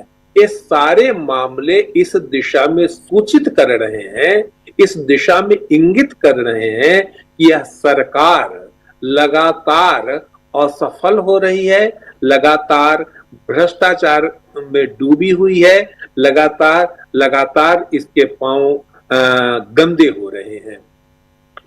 अब इस बात को असम में जो उन्होंने कहा, या मुख्य प्रधानमंत्री ने, या इसके पहले भी वो कहते रहे हैं कि घर में घुस करके मारते हैं, और पन्नू की हत्या का जो मामला अमेरिकी कोर्ट में है, तो इसका मतलब है कि भारत की जो छवि है, कि आज तक भारत शांति का, अहिंसा का प्रतीक रहा है, और हम लोग जब बच्चे क्या सयाने थे, कुछ दिन पहले तक की बात है, अब वे सारी बातें लोग भूलने लगे हैं, कि हम लोग बनारस की गलियों में देखते थे कि किस प्रकार विदेशी लोग गाते बजाते हुए, राधे राधे करते हुए, राधे कृष्ण करते हुए ऐसे घूमते रहते थे। तो ये सारी चीजें अब खत्म हो गई हैं। अब हमारी छवि एक अंतरराष्ट्रीय गुंडे की, मैं फिर से इसको दोहराना चाहता हूं इस शब्द को, कि एक अंतरराष्ट्रीय गुंडे की के रूप में हमको स्थापित करने की कोशिश की जा रही है। अब तीसरी बात मैं कहना चाहता हूं कि बहुत पहले सारे लोग जानते हैं, जिन लोगों ने थोड़ा भी पढ़ा लिखा है, वे सारे लोग जानते हैं कि आजादी के पहले ही स्ट्रेची एक यहाँ पर अधिकारी हुआ करता था, या ब्रिटिश पार्लियामेंट में भी इस पर बहुत बहस हुई थी, या बहुत सारे लोग कहते थे कि भारत आजाद नहीं रह पाएगा, और उस आजादी के लिए राष्ट्रवाद को एक टूल की तरह इस्तेमाल किया गया था। आज राष्ट्रवाद की बात की जा रही है, लेकिन दूसरे टूल की तरह उसका इस्तेमाल हो रहा है। राष्ट्र को एकीकृत करने के लिए, राष्ट्र को मजबूत बनाने के लिए, राष्ट्र में साहस और गौरव भरने के लिए उस राष्ट्रवाद का इस्तेमाल नहीं हो रहा है, बल्कि राष्ट्रवाद का इस्तेमाल हो रहा है कि हम वंदे मातरम का गीत गाएंगे, खड़े होकर के गाएंगे, जरूर गाना है, न गाइएगा तो पनिशमेंट होगा, जनगण मन न गाइएगा सिनेमा देखते हुए तो पनिशमेंट, हमको दूसरा पकड़ करके है सो हाथ पैर तोड़ देगा। तो इस रूप में हो रहा है। तो राष्ट्र कमजोर हो रहा है और राष्ट्रवाद मजबूत हो रहा है, और इसके लिए जिस टूल्स को अपनाया जा रहा है, जिन उपकरणों को अपनाया जा रहा है कि यह देश अलग अलग खंडों में, अलग अलग समुदायों में एक दूसरे के साथ जुड़ाव नहीं रहे, तो हमेशा ही भारत लगातार यहाँ पर आक्रमण होते रहे या पराधीन भी हुआ भारत। इसका एक बहुत बड़ा कारण यह बताया जाता है कि भारत में आपसी एकता नहीं थी। उसी आपसी अनेकता को फिर से उभारने की कोशिश, यह बड़ा सवाल है, यह बड़ा राष्ट्रीय सवाल है। इस पर गहरी चिंता की जानी चाहिए पूरे देश को कि जब तक एक पूरा देश एकजुट इस देश के लिए नहीं रहेगा, तब तक यह देश कमजोर होगा, फिर से टुकड़ों में बंट जा सकता है। और यह प्रधानमंत्री के झुकने का भी एक कारण मैं इस रूप में देखता हूं कि चूंकि यह देश इस तरह टुकड़े टुकड़े में वैचारिक ढंग से बट गया है, आस्था के आधार पर बट गया है, सांप्रदायिकता के आधार पर बट गया है, जातीयता के आधार पर बट गया है, तो प्रधानमंत्री तो भाषण में भले ही यह कह रहे हो, चिल्ला करके कह रहे हो, लेकिन भीतर से वे इस देश की कमजोरी को मुझे लगता है कि जानते समझते हैं, इतने बेवकूफ नहीं है कि वे इस देश की कमजोरी को जानते समझते हैं। और अंत में मैं यह बात जोड़ देना चाहता हूं कि वेनेजुएला का तेल अंबानी ने खरीदना स्वीकार कर लिया है। जी शुक्रिया। आगे। जी बिल्कुल बिल्कुल बिल्कुल आप सही कह रहे हैं। जरा अमलेंदु जी, मामला कहां तक पहुंच चुका है? अमलेंदु जी, राहुल गांधी कहां तक इस पूरे मामले को पहुंचा चुके हैं? राजीव जी, देखिए कई मामले हैं जिसको राहुल गांधी आगे लेकर चल रहे हैं, और एक बड़ी राजीव जी सूचना ये भी मिल रही है कि जैसा निशिकांत दुबे लेकर आए हैं नोटिस, ऐसा ही नोटिस नरेंद्र मोदी और हरदीप सिंह पुरी की सदस्यता समाप्त करने के लिए कांग्रेस लेकर आने वाली है। ऐसी भी बातें चल रही हैं। तो अब देखना ये होगा कि क्या ऐसा कोई नोटिस आता है कि नरेंद्र मोदी और हरदीप सिंह पुरी की भी सदस्यता समाप्त की जाए, हमेशा के लिए जीवन भर इन पर प्रतिबंध लगाया जाए। तो ऐसा प्रस्ताव भी आ सकता है। अब अगर ऐसा प्रस्ताव आता है तो बड़ा दिलचस्प होगा कि स्पीकर साहब जो हैं कि वो कौन से प्रस्ताव को स्वीकार करते हैं, कौन से वो खारिज करते हैं, आधार देने होंगे। राहुल गांधी के खिलाफ जो प्रस्ताव है वो तो गप है, हाइपोथेसिस है, लेकिन अगर नरेंद्र मोदी और हरदीप सिंह पुरी के खिलाफ आता है तो उसमें तो ऑथेंटिकेट राहुल गांधी कर रहे थे, वो ऑथेंटिकेट वाले दस्तावेज भी हो सकते हैं। तो ये अब देखना होगा, बड़ा दिलचस्प रहेगा। मार्च का महीना राजीव जी मुझे लगता है कि भारत की राजनीति में काफ़ी ज़्यादा महत्वपूर्ण होने जा रहा है, और 9 मार्च से जब संसद का सत्र फिर से शुरू होगा, बजट सत्र, तो बहुत सारी चीज़ें आगे देखने को मिलेंगी। लेकिन जिस तरीके से बीजेपी राजीव जी अब रोज़ रोज़ नई नई मुसीबतों में फंसती जाती है, और ये मुसीबतें खुद की पैदा की हुई भाजपा की लगती हैं। देखिए राजीव जी, ऐसा है कि ये जो मामला आया है जिसका आपने जिक्र किया, निखिल गुप्ता वाला, इस तरीके के मामले ऐसा नहीं है कि पहले नहीं होते थे, पहले भी होते रहे हैं, और लेकिन वो जिस तरीके से अंजाम दिए जाते थे, बहुत खूबसूरती के साथ अंजाम दिए जाते थे, और हमारे जो संबंध होते थे दूसरे देशों के साथ, उन पर इसका कोई असर नहीं पड़ता था। और जाहिर सी बात है कि हर देश को अपनी सुरक्षा करने का अधिकार है। अब अगर पन्नू के साथ कुछ किया जा रहा था या निज्जर के साथ कुछ किया गया, जाहिर सी बात है कि उसके पीछे भारत के अपने हित हैं, तो उसके लिए उसको भारत कर सकता है। लेकिन जिस तरीके से वहाँ हमारे लोग पकड़े जा रहे हैं, और ये सारे हमारे जो है संबंध जो दूसरे देशों के साथ हैं वो खराब होने की स्थिति में पहुंच रहे हैं। अब अगर विकास यादव का नाम राजीव जी वहाँ आ जाता है, और जो निखिल गुप्ता है वो सरकारी गवाह बन जाता है, या वो एक तरह से कहा जाए अपना गुनाह कबूल कर लेता है, तो ये कितनी ज़्यादा शर्मिंदगी वाली बात भारत सरकार के लिए होगी। इसकी तरफ जो है ध्यान देना आवश्यक है, और इसके कितने बुरे असर जो हैं वो अमेरिका के साथ संबंधों पर पड़ेंगे, जो कि पहले ही संबंध खराब हो चुके हैं। भाई ट्रंप अगर धमकी दे रहा है कि मैं जो हूँ पॉलिटिकल कैरियर खत्म कर सकता हूँ लेकिन करूंगा नहीं, तो क्या उस पॉलिटिकल कैरियर खत्म करने के मामले में ये निखिल गुप्ता का मामला भी शामिल है क्या, एपस्टीन फाइल्स के अलावा? ये भी हो सकता है। तो ट्रंप इतनी जोर देकर कह रहा है, तो इसके पीछे क्या क्या है? अब इसमें किस किस के नाम आ सकते हैं? अब रॉब्स के अफसर, अब तो ये राजीव जी की वो निखिल गुप्ता वहां जाके जाने क्या क्या बयान देगा, और जो बयान देगा वो तो सब स्वीकार किए जाएंगे। अब ऐसा तो है नहीं कि वो दिल्ली पुलिस की कस्टडी में होगा निखिल गुप्ता, कि दिल्ली पुलिस जो चाहे कहलवा ले, है ना? कहलवाना तो अब वहाँ FBI को है, अमेरिका की पुलिस कहलवाएगी जो कहलवाना है, वो कहेगा जो भी कहना है। और यहाँ तो यह बड़ी खुशी मनाई जा रही थी, वो काश पटेल साहब जो है वहाँ बन गए हैं, FBI के प्रमुख बन गए हैं, तो वो काश पटेल साहब मदद क्यों नहीं कर रहे हैं? भाई गुजराती बंधु जो हैं, मोटा भाई अगर वहाँ बन गए हैं FBI के चीफ, तो उन्होंने मदद क्यों नहीं की यहाँ की? तो राजीव जी, ये कुल मिलाकर जिस तरीके से हमारी विदेश नीति फेल हो रही है और गला पड़ने को जिस तरीके से विदेश नीति समझ लिया गया, उसकी सारी परतें जो है उधड़ रही हैं। और राजीव जी, अगर ये मामला आगे बढ़ता है तो इसका संबंध सिर्फ अमेरिका के साथ संबंधों पर खराब होने पर नहीं पड़ेगा। जैसा कि प्रशांत जी ने कहा कि वो I5 जो है उसके देश जो है उनके साथ भी संबंध खराब होंगे, और ये मामला खुला ही I5 के जरिए था, वहीं से ये बात निकलकर सामने आई। तो इसका मतलब कि उन देशों के साथ भी संबंध खराब होंगे, उनके साथ संबंध खराब होंगे तो हमारे जो पड़ोसी और देश हैं उनके साथ तो हमारे वैसे ही संबंध खराब होते चले जा रहे हैं। बाकी देशों के साथ भी संबंध जो है वो हमें शक की निगाह से देखा जाने लगेगा कि भाई ये इनके साथ दोस्ती करो, ये आके गले पड़ते हैं और उसके बाद यहाँ पे आकर कोई निखिल गुप्ता और विकास यादव चिपका देते हैं। तो इसके कितने दूरगामी परिणाम होंगे, इसकी तरफ ध्यान देना बहुत ज्यादा आवश्यक है। एपस्टीन का मामला जो है राजीव जी, वो जब सुलझेगा तब सुलझेगा। 30 लाख फाइलें आ चुकी हैं, उसके बाद और 30 लाख फाइलें आनी है, उसमें किस किस के नाम होंगे वो आता रहेगा। लंबी प्रक्रिया है और लंबा चलेगा, लेकिन ये मामला जो है ये तो मुझे लगता है जल्दी जो है सुलझने की तरफ बढ़ेगा। तो एक नई मुसीबत में मोदी सरकार जिस तरीके से घिरी हुई दिखाई पड़ती है।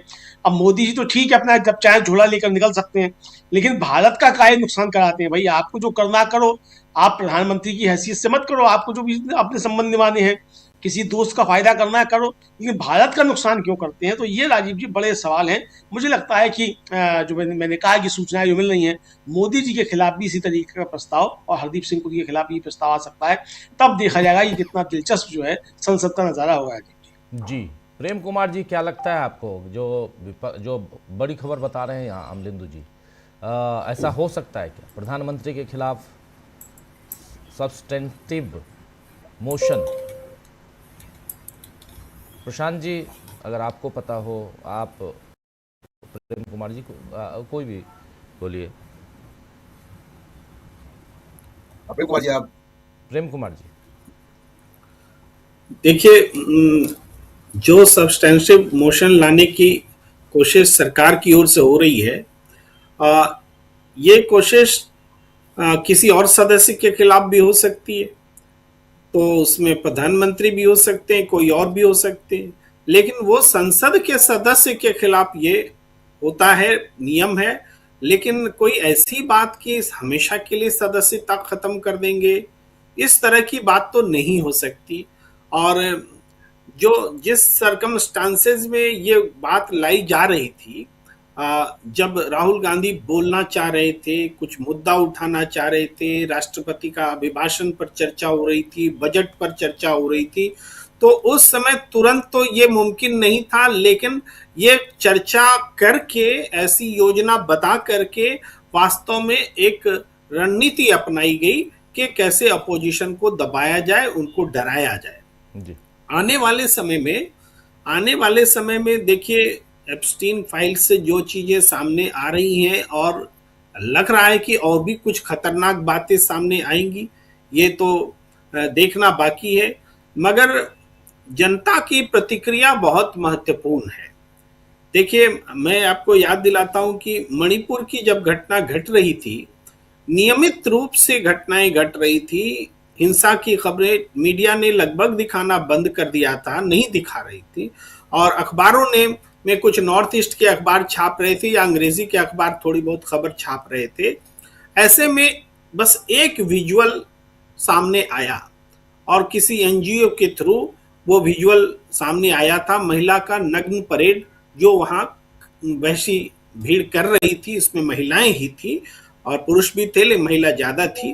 तो उस विजुअल ने पूरे देश को झकझोर दिया और ये मणिपुर का मुद्दा उसके बाद ही वास्तव में जनता के बीच चर्चा में आया। मुझे वैसे ही किसी विजुअल का इंतजार है जो जनता की अवचेतन मन को या सुषुप्त स्थिति में जो है उसमें एक बड़ा बदलाव पैदा करे, झकझोर दे। और झकझोरने वाली घटनाएं हैं। मैं अभी थोड़ी देर पहले ही देख रहा था एप्स्टीन फाइल्स में कुछ विजुअल्स ऐसे हैं महिलाओं के, जो गर्भवती महिलाएं हैं, उनको केज में, पिंजड़े में बंद करके रखा गया। बताइए, जैसे जानवर को भी ऐसा नहीं रखा जाता है, तो किस तरीके से एप्स्टीन की दुनिया थी कि गर्भवती महिलाओं को पिंजड़े में बंद रखती थी, उनसे पैदा हुए नवजात शिशुओं का किस तरह से एक भयानक तरीके से दुरुपयोग करती थी।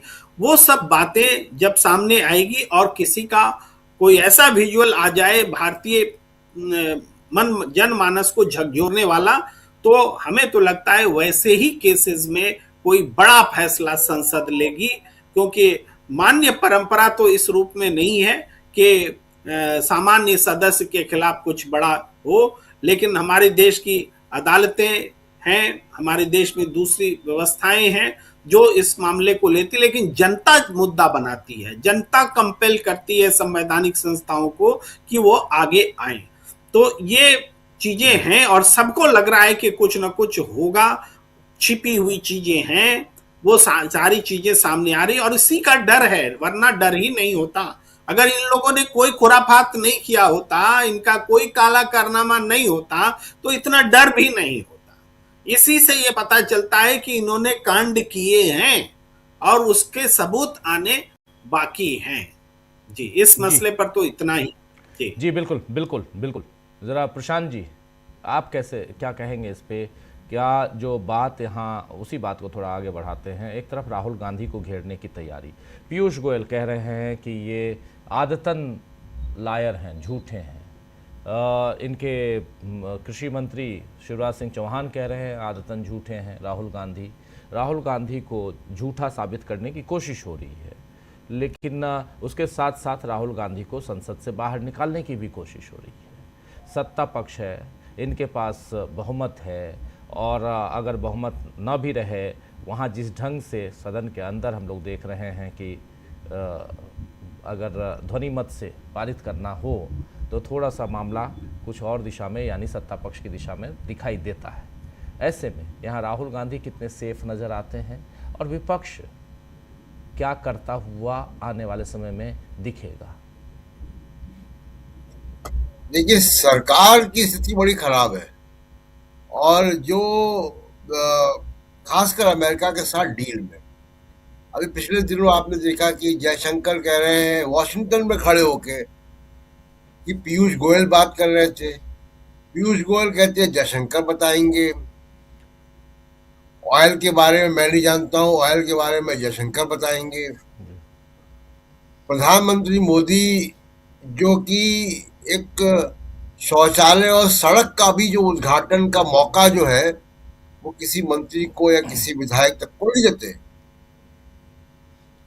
वो अमेरिका के साथ ट्रेड व्यापार के समझौते पर गायब है। पहली बार जब ट्रंप ने घोषणा कर दी तो इन्होंने धन्यवाद दिया ट्रंप को, बगैर ट्रेड डील का जिक्र किए। उसके बाद इधर उधर टेलीप्रॉम्प्टर के जरिए वो दहाड़ रहे हैं, लेकिन ट्रेड डील पे कोई बात नहीं कर रहे हैं जिसमें कि नेशनल इंटरेस्ट के साथ बहुत दूरगामी प्रभाव देने वाले समझौते कर लिए गए हैं। कंप्लीट सरेंडर है। ऐसी कोई ट्रेड डील कभी किसी सरकार ने नहीं की और दुनिया में किसी और ने नहीं किया अमेरिका के साथ। बांग्लादेश और पाकिस्तान तक ने रेसिप्रोकल टैरिफ लगाए हैं। यह भारत अकेला देश है जिसमें जीरो टैरिफ है। तो क्या मजबूरी है? जो राहुल गांधी बात कर रहे हैं, जो अभी अंशु जी भी कह रही थी कि ग्रिप की बात है, तो क्या ट्रंप ने कोई ग्रिप इनकी पकड़ ली है? तो ये बड़ा मतलब इतना कमजोर दिखने वाला प्रधानमंत्री जो है वो एक भारत की छवि भी दिखाई देती है कि आप जनता के बीच में रैलियों में आप 56 इंच हैं, लेकिन जब ट्रंप बोलता है तब आपका 56 इंच गायब हो जाता है, तब आपका 56 इंच की हवा निकल जाती है। राहुल गांधी का संसद में दिया हुआ भाषण याद कीजिए।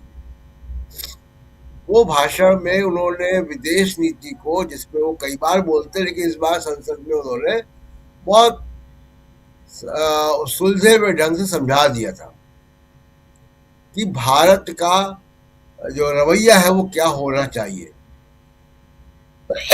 निश्चित तौर पे क्योंकि अंग्रेजी में भाषण था उनका, तो उसको दूसरे देशों ने और वहां के एम्बेसीज ने यहाँ पे देखा ही होगा जी। राहुल गांधी का देखिए, इस तरीके से आप वो निशिकांत दुबे या कोई और इस तरीके का कोई व्यक्ति आप ला के खड़ा कर दें जो कि जिसमें गंभीरता नहीं है और उसको उसके जरिए आप कोई प्रस्ताव ले, उससे कोई फर्क नहीं पड़ता है। फर्क यहाँ पड़ता है कि आप देखिए कि जो चुनाव अभी 2 लगातार चुनाव हमने देखे स्थानीय निकायों के, महाराष्ट्र के, जहां बीजेपी अपने दम पे बहुमत नहीं ला पाई। मैं दावे के साथ कह सकता हूं कि ज्ञानेश कुमार जी अगर वो चुनाव करवा रहे होते तो बीजेपी का बहुमत वहां आता। और यही तेलंगाना में हुआ कि वहां पे केंद्रीय चुनाव आयोग नहीं था सीन में, तो बीजेपी आधी हो गई।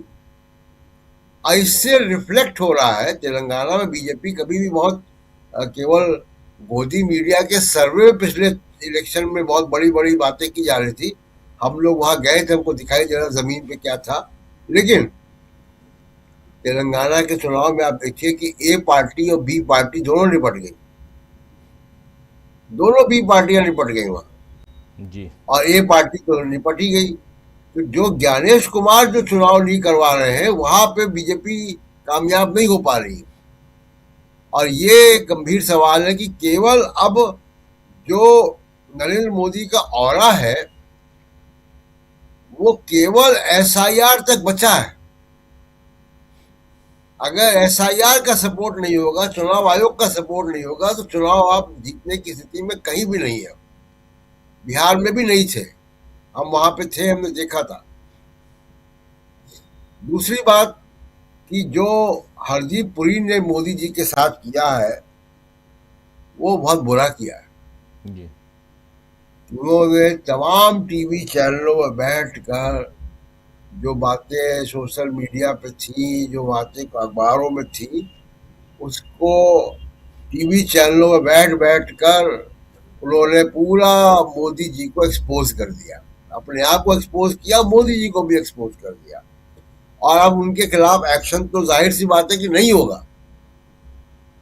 जिस तरीके के उनके संबंध है मोदी जी से, जितना कृपा मोदी जी की उसके ऊपर है कि बिना एमपी बने उनको मिनिस्टर बना दिया गया था, तो वैसी कृपा में उनके खिलाफ कोई कार्रवाई होगी इसकी तो कल्पना नहीं की जा सकती।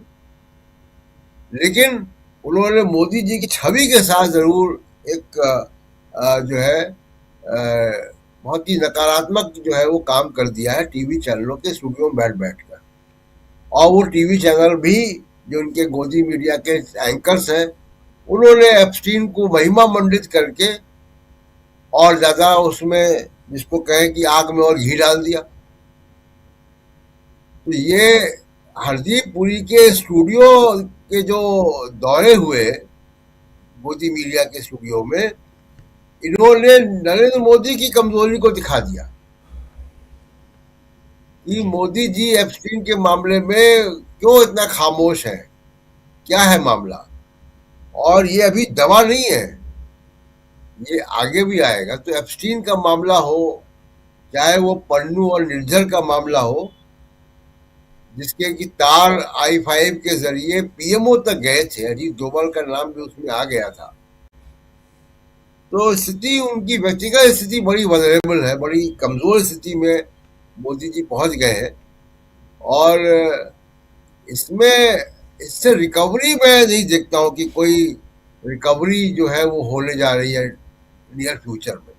हाँ, एक मीडिया आपने खड़ा कर दिया है, वो मीडिया आपका गाना गाता रहेगा, लेकिन रियल टर्म्स में उनका इमेज को बड़ा डेंट आ चुका है एप्स्टीन फाइल में, पन्नू निर्झर के मामले में, और एप्स्टीन और अमेरिका के साथ डील में, और जो बातें राहुल गांधी ने लोकसभा में कही कि जो उचित समझो वो करो चाइना के मामले में। जी। तो तमाम मामलों में आपकी जो बेसिक आइडियोलॉजिकल प्लैंक था उसमें बड़ा छेद हो चुका है। जी बिल्कुल। आप कैसे देखती हैं अंशु जी? ज़रा ये राहुल गांधी का जो मामला है उसी बात को थोड़ा सा और आगे बढ़ाते हैं। अमेरिका से 2-3 खबरें बहुत महत्वपूर्ण आ चुकी हैं ऑलरेडी। निर्झर का मामला, पन्नू का मामला जो है, और उसमें भी हम लोग देख रहे हैं इस खबर को दबाने की कोशिश बहुत हो रही है हिंदुस्तान में, ये भी दिख रहा है। लेकिन चलिए ये खबर थोड़ी और आगे बढ़ेगी, लेकिन सवाल ये उठता है कि राहुल गांधी लगातार, आप देखिए ये वीडियो देखिए, इस वीडियो को शुरुआत में हमने दिखाया है, किसानों के मामले को लेकर, ट्रेड डील, खासकर ट्रेड डील, उधर मनरेगा, उसके बाद किताब की बात। आप पहले वक्तव्य में आप बहुत सारी बातें इसमें बोल चुकी हैं, थोड़ा सा उसी को आगे बढ़ाइए। और सबसे बड़ी चीज़ कि अब एक ही बात कि राहुल गांधी को किसी तरह फिर से डिफेम करने की कोशिश की जाए। और ऐसे में क्या आपको लगता है कि जब 9 मार्च से दूसरा पार्ट इसका जब बजट सत्र का शुरू होगा, तो यहाँ पर एक अलग ढंग का मतलब संसद में हम लोग देखेंगे अलग ढंग का हंगामा, वो देखेंगे? क्या हम यहाँ पे राहुल गांधी को लेकर और भी बवाल मचते हुए देखेंगे? लेकिन विपक्ष कहाँ आपको दिखाई देता है? खासकर 5 राज्यों में चुनाव होने हैं उन सबको देखा जाए तो, और पश्चिम बंगाल को देखा जाए तो। ममता बनर्जी। राजीव जी, अगर इस समय संसदीय सत्र की बात करूं और उसमें विपक्ष की भूमिका की बात करूं, और खासतौर पर अगर राहुल गांधी की भूमिका की बात करूं, तो एक तरीके से जो ये पूरा सत्र था उसमें सभी चीजों को राहुल गांधी ही संचालित कर रहे थे। जो बड़े बड़े मुद्दे थे देश के, वो उसको आगे ला रहे थे। उन्हें कितना भी रोका जा रहा था, कितना भी उनके ऊपर लांछन लगाए जा रहे थे, या तमाम गलत तरह के आरोप लगाए जा रहे थे, या उनको पल पल रोका जा रहा था, उसके बावजूद भी वो सभी मुद्दों को उठाने में बिल्कुल सफल रहे। और पहली बार मैं ये कहूंगी कि जो ट्रेजरी बेंचेस थे उनमें एक खलबली थी, घबराहट थी, वो सब कैसे खड़े हो जाते थे। किरण रिजिजू जी के चेहरे पर आपने देखा होगा कि जब राहुल गांधी जी ने कहा कि ठीक है मैं ऑथेंटिकेट कर देता हूं इसको, जो कि बात थी एप्स्टीन फाइल वगैरह की, तो जिस तरीके से उन्होंने कहा कि रिजिजू ने कि हाँ कीजिए या कुछ के, तो एकदम से जो चेयर पे थे जगदम्बिका पाल, उन्होंने रोक दिया। वो समझ गए कि अगर ये बातें बढ़ गई तो ये सारा रिकॉर्ड में आ जाएगी ये चीजें, तो वो ये समझ गए। कितनी मतलब हड़बड़ाहट है उनके अंदर, कितनी बेचैनी है, कितनी बौखलाहट है, और इसी बौखलाहट में वो गलती पर गलती कर रहे हैं। और जिसको वो सोच रहे हैं कि वो राहुल गांधी को बदनाम कर रहे हैं, या उन पर लांछन लगा रहे हैं, या उनको किसी तरह कमजोर करने की कोशिश कर रहे हैं, तो वो बिल्कुल एक मुगालते में है, वो बिल्कुल गलत चीज कर रहे हैं। क्योंकि इस बार देख लिया कि सदन में कि राहुल गांधी की भूमिका बिल्कुल एक शैडो प्राइम मिनिस्टर की तरह थी, क्योंकि जो पीएम है वो आ नहीं रहे संसद में, वो सवालों के जवाब दे नहीं रहे, जनता को मुद्दों की बात करनी है वो बता नहीं रहे हैं। तो उन्होंने अपनी भूमिका as a LOP, as a shadow PM, और एक जिसे कहा जाए एक जिम्मेदार सांसद के तौर पर भी उन्होंने देश के सामने इन सभी जरूरी मुद्दों को रखा, और बिना कुछ घबराए। आपने देखा कि कैसे हुआ, उस समय दिल्ली पुलिस ने तो वो किताब मामले को लेकर एफआईआर भी कर दी, और किस तरह से निशिकांत दुबे, गिरिराज सिंह तमाम तरीके की बातों को कर रहे थे कि इनकी तो आजीवन सदस्यता जो है वो संसद की ले लेनी चाहिए। तो इसका तो बहुत प्रतिकूल असर पड़ा। उसके बाद उन्होंने कहा कि हम प्रिविलेज मोशन लाएंगे राहुल गांधी के खिलाफ, पर देखा कि नहीं, वो नहीं ला सकते हैं। फिर उससे भी वो हट गए। उनको लगा कि जितना ये राहुल गांधी को क्या कहें गाली दें, उनकी आलोचना करें, या उनके लिए कोई षड्यंत्र रचे, या किसी भी तरीके से उनको नीचा दिखाने की या कोई भी कोशिश करे, तो इनके ये सारे नैरेटिव फेल हो रहे हैं, और ये उल्टा इन्हीं पर आ रहे हैं। जैसे कहते हैं ना बैकफायर हो जाना, कि आप सामने से प्रहार कर रहे हो, वो सारा प्रहार आपके ऊपर हो रहा है। और वो पूरा पार्लियामेंट में नजर आ रहा था, चाहे वो पार्लियामेंट के बाहर, चाहे वो पार्लियामेंट के अंदर, और सभी विपक्ष के अगर कहा जाए बाकी दलों ने भी, चाहे उसमें टीएमसी हो या और भी दल हो, उन्होंने इसमें काफी एकजुटता भी दिखाई। लगातार वो बाहर वो एप्स्टीन के फाइल के वो जो है पोस्टर बैनर लेकर खड़े रहे, विरोध करते रहे, और एक तरह से ये राहुल गांधी के ही प्रयास थे और इस मामले को इतना आगे लाया गया कि हरदीप पुरी को मजबूर होना पड़ा कि वो प्रेस कॉन्फ्रेंस करें और इस बात को स्वीकारें। उससे पहले तो वो स्वीकार भी नहीं रहे थे, कोई बात भी नहीं चाह रहे थे। तो राहुल गांधी ने इन सारी चीजों को चर्चा के फोरम में ला दिया, देश भर में ये चर्चा होने लगी, ये हैशटैग करने लगा, ये चीजें सामने आने लगी, और इसी बौखलाहट में ये हर चीज गलत करते गए। इन्होंने गोदी मीडिया को जरूर इस तरह से इंगित किया होगा कि इस मामले को संभालिए।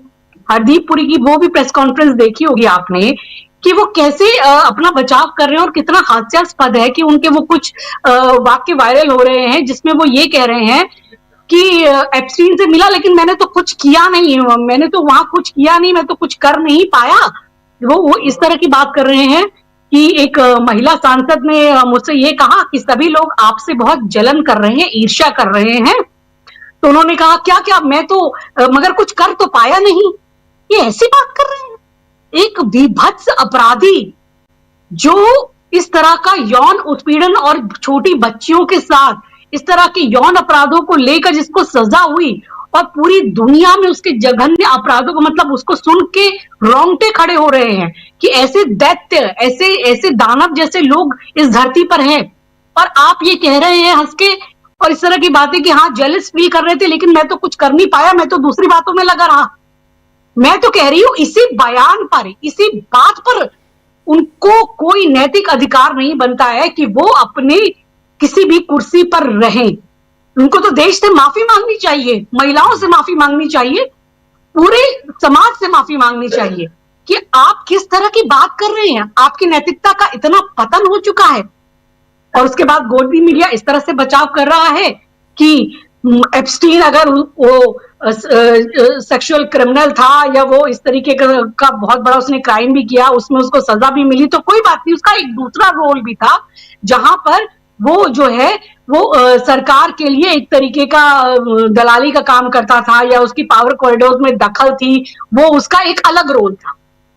तो आप क्या बताना चाहते हैं कि आप ये देश की बात हो रही है, सरकारों की बात हो रही है, देश की जिसपे नीतियां प्रभावित हो रही है उनकी बात हो रही है, वो वहां पर कोई व्यक्तिगत तौर पर उनसे नहीं मिल रहे थे, वहां सरकार की नीतियों की बातें हो रही थी, चर्चा हो रही थी। और अनिल अंबानी को जिस तरह से मोदी मैन उसमें करके बताया गया, वो साफ नजर आ रहा है कि किस तरह के षड्यंत्र रचे जा रहे थे। और ये आप कैसे नाकार सकते हैं? वो वहां की सरकारी सारी चीजों में है, उनके जस्टिस विभाग के ये सारे कागजात हैं, उनके सारी फाइल्स हैं। और ये जो ट्रेड डील हुई है उसमें कोई बड़ी बात नहीं है कि ये बताया गया है कि जैसे वहां बहुत सारी चीजें मैनेज हुई हैं, अभी तो बहुत लाखों की संख्या में ये कागज सामने आने हैं, और उसमें भी अभी बहुत कुछ छुपा हुआ है, जिसमें आपने देखा होगा कि ब्लैक स्याही से कई जगह कई चीजों को छुपाया गया है। हो सकता है इन छुपाने के लिए, इन चीजों को छुपाने के लिए क्या कुछ बातें हुई हो जो ट्रेड डील के माध्यम से हमारे सरेंडर में आकर के झलक रही हो। राहुल गांधी ने बिल्कुल गलत नहीं किया, आप ट्रैप हुए, आप चौक हुए, और उसके बाद आपने टैप किया, आप सरेंडर हुए, और आपने जो देश के हित है वो दाव पर लगा दिए क्योंकि आपकी गर्दन फंसी हुई थी। तो यहां पर तो ये बात वो पूरी जनता को समझाने में राहुल गांधी पूरी तरीके से कामयाब हुए, और इन्होंने जो भी नैरेटिव कहना चाहा उस पर कोई विश्वास नहीं कर रहा है। और इनके पास फिर क्या एक बात बचती है, वो यही बात बचती है, राहुल गांधी पे आजीवन बैन लगा दो, इन्हें संसद से ही बाहर कर दो, इनके ऊपर ये मुकदमे लगा दो। अरे उस आदमी पर तो 50 मुकदमे पूरे देश भर में चल रहे हैं, वो आदमी नहीं झुका। उस आदमी पे आपने हर कुछ कर लिया, आपने तो पहले से भी संसद से बाहर निकलवा के देख लिया मानहानि के मुकदमों में, जिसमें कोई इस तरह की सजा नहीं होती, बात नहीं होती है, और आपने कितनी जल्दी किया, आपने उनका घर छीन लिया, आपने सब कुछ किया, कितने देश भर में मुकदमे उनके ऊपर चला रहे हैं।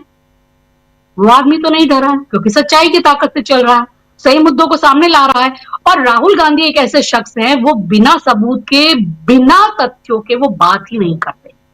वो कह रहे हैं जब वो इतने जिसे कहा जाए कॉन्फिडेंस के साथ, मैं ऑथेंटिकेट करता हूं, अभी करता हूं, तो राहुल गांधी एक पढ़े लिखे और जिसे कहा जाए कि वो पूरे फैक्ट्स, फिगर्स और तथ्यों के साथ पढ़ लिख कर वो चीजों को सामने लाते हैं, बिना सबूत के वो किसी बात को नहीं करते। उन्होंने पहले एप्स्टीन फाइल का जिक्र नहीं किया था, लेकिन जब तक उनके पास इन चीजों के पूरे पुख्ता सबूत नहीं थे, और उन्होंने बहुत मजबूती से इनको रखा। तो मैं ये कह रही हूं, चाहे मनरेगा का मुद्दा हो, चाहे अभी जो है, हालांकि ये गोदी मीडिया दिखाएगा नहीं कि कितने किसान और कितने जो है मजदूर वो अभी आंदोलन कर रहे हैं, भारत बंद भी किया गया, ये तमाम चीजें हुई हैं, और देश एक तरीके से इन बातों को समझ रहा है कि हमको बरगलाया जा रहा है, फैक्ट्स हमारे सामने नहीं लाए जा रहे। और जो एलओपी राहुल गांधी संसद में या संसद के बाहर फैक्ट्स को सामने लाने की कोशिश कर रहे हैं और सच्चाई बता रहे हैं विद एविडेंस, सबूतों के साथ, उनके जवाब नहीं दिए जा रहे हैं और उल्टा उन्हीं पर हमला किया जा रहा है। तो ये लोग अब समझ रहे हैं, इनका ये सारा नैरेटिव फेल हो रहा है। इनके जो संसद के जो मंत्री हैं वो सब एकदम हड़बड़ा जाते हैं। किरण रिजिजू आप देखिए, अश्विनी वैष्णव को आप देखिए, और जिस तरह से पीयूष गोयल आज कह रहे हैं कि राहुल गांधी तो झूठे हैं और इस तमाम, वो किस मुंह से ये बातों को कह रहे हैं? आपका तो हर झूठ पकड़ा जा रहा है और आपका मीडिया भी आपको नहीं बचा पा रहा। जिनकी बात हो रही थी, जिन एंकर की, अभी उनका एक ट्वीट भी आया है जिसमें वो अपनी सफाई पेश कर रही हैं कि वो किसी भी तरह डिफेंड नहीं करती है उस सेक्सुअल अपराधी को, और वो तो उनके बातों को तोड़ मड़ोड़ कर पेश किया गया, पूरा चीज नहीं सुनी गई। यानी कि अब वो भी समझ रहे हैं कि हमारी भी इतनी बदनामी हो गई है कि इनका गाना गाते गाते, कि जिसमें दोनों ही पक्षों को नुकसान हो रहा है। ना तो सरकार को इस नैरेटिव से कोई फायदा हुआ, ना तो सरकार इससे बच पाई, और ना ही उनकी भद और फूटी बदनामी और हुई। और सही कहा, जो 4 जगह जा जाके ये इंटरव्यू दे रहे हैं, उससे तो सरकार को और शर्मसार कर दिया और ये चीजों को ला दिया कि अगर अभी तक आप उस मंत्री से इस्तीफा नहीं करा रहे हो ऐसी बातें करने के बाद, क्या कारण है, कौन से लेवल का ये ब्लैकमेल है या क्या बात है कि जहां पर इतने देशों में इसको लेकर इस्तीफे हो गए हैं, वो वहां पे भी प्रूफ नहीं हुआ है कि उनका क्राइम था या नहीं था, लेकिन केवल अपनी साख को बचाने के लिए, अपनी इंस्टीट्यूशन की साख को बचाने के लिए, अपने देश की साख को बचाने के लिए वहां लोग इस्तीफे कर रहे हैं। लेकिन यहाँ मजाक चल रहा है, यहाँ डिफेंड किया जा रहा है, जौन अपराधी के साथ ऐसी वाहियात बातें करने, ईमेल्स भेजने और उनके साथ मिलने को लेकर उसको इतना हल्का बताया जा रहा है। नैतिकता को आपने खत्म कर दिया है। मतलब आपने चरित्रहीनता को भी नॉर्मलाइज करने की आप कोशिश कर रहे हैं। आप यौन अपराधों को इस देश में नॉर्मलाइज करने की कोशिश कर रहे हैं। आप क्या कर रहे हैं? सोचकर भी मतलब ये लगता है कि आप देश को कहां लेकर जा रहे हैं। जहां इस्तीफा मांगना चाहिए वहां आप डिफेंड कर रहे हैं, उनको बचा रहे हैं, लेकिन कोई मजबूरी होगी कि आप उनसे इस्तीफा नहीं ले सकते। यही मजबूरी देश जानना चाहता है, जो उन फाइलों में कैद है, जो राहुल गांधी बता रहे हैं, जो वो बार बार आगे ला रहे हैं लोगों के, वो उससे बता रहे हैं कि आप कैसे ट्रैप हुए हैं, कैसे आप चोक हुए हैं, कैसे आपने टैप करके अपनी गर्दन उनको दे दी है और देश के हितों के साथ पूरी तरीके से समझौता किया है। इट्स अ कॉम्प्रोमाइज गवर्नमेंट, पूरी तरीके से कॉम्प्रोमाइज किया गया है और इतना समझौता कभी नहीं हुआ। कैसे ट्रम्प कह सकते हैं छोटे छोटे देशों, कंबोडिया, पाकिस्तान, बांग्लादेश को कभी वो नहीं कह पाते कि जिस तरह से ट्रम्प भारत के लिए कह रहे। इतनी बेइज्जती तो कभी किसी भारत के पीएम की नहीं हुई होगी, जो ट्रम्प कह रहे हैं कि मैं तो इनका पॉलिटिकल करियर बर्बाद कर सकता था लेकिन मैंने नहीं किया। ऐसी बातें सुननी पड़ रही है हमें अपने प्रधानमंत्री के लिए। हमें इस तरह की हास्यास्पद बातें सुननी पड़ रही हैं। जो भी कुछ होता है वो ट्रम्प अनाउंस करते हैं हमारे लिए, वो वार रुकवा देते हैं, वो सीज फायर कराते हैं, वही ट्रेड डील को करते हैं और उनके वहां पर मंत्री खुश होकर बताते हैं। वो तो बताएंगे ही, वो कहते हैं खुश होकर कि हमने तो भाई $500 बिलियन का जो है वो जबरन उनको सामान खरीदना पड़ेगा भारत को, हमारा 0 टैरिफ उनको स्वीकार करना पड़ेगा, हमारी सारी शर्तें उनको स्वीकार करनी पड़ेगी। तो उनके लिए तो है ही ग्रेट डील, हमारे लिए है ये ट्रैप डील। और इतनी हंसी, पूरे जिसे कहा जाए भारत की एक छवि होती थी, कहा जाए कि एक मजबूत देशों में गिनती होती थी, एक बड़े लोकतांत्रिक देश में, और अपनी बात को रखने के लिए और ना झुकने के लिए। लेकिन अब लगता है कि हम इतना झुक रहे हैं कि झुकते झुकते हम बिल्कुल एकदम लेटने की उस पर आ गए कि हम चरण वंदना करने लगे हैं। और ये चीजें जो एक पढ़ा लिखा तबका है या जो भी एक समाज है, वो लोग जागरूक है इतना, वो समझते हैं। और आपका कोई जार्गन या आपकी कोई ऐसी चीजें उसको नहीं ढक सकती हैं। आप जवाब दीजिए ना, आप उसको तर्कों के साथ जवाब दीजिए। आप ये कह के नहीं बच सकते कि राहुल गांधी झूठ बोल रहे हैं, राहुल गांधी अनपब्लिश्ड किताब ले आए, राहुल गांधी ये करते हैं। मतलब आप हर बात, आपको जब कुछ नहीं मिलता तो उन पर आप गलत गलत आरोप मढ़ रहे हैं, उन पर हमला कर रहे हैं, उनकी छवि खराब करने की कोशिश कर रहे हैं, जो कि नहीं हो रही। लोग उल्टा आपकी ही छवि खराब हो रही है। और एक जिसे कहते हैं गवर्नमेंट की क्रेडिबिलिटी इस समय पूरी तरीके से ध्वस्त हुई पड़ी है।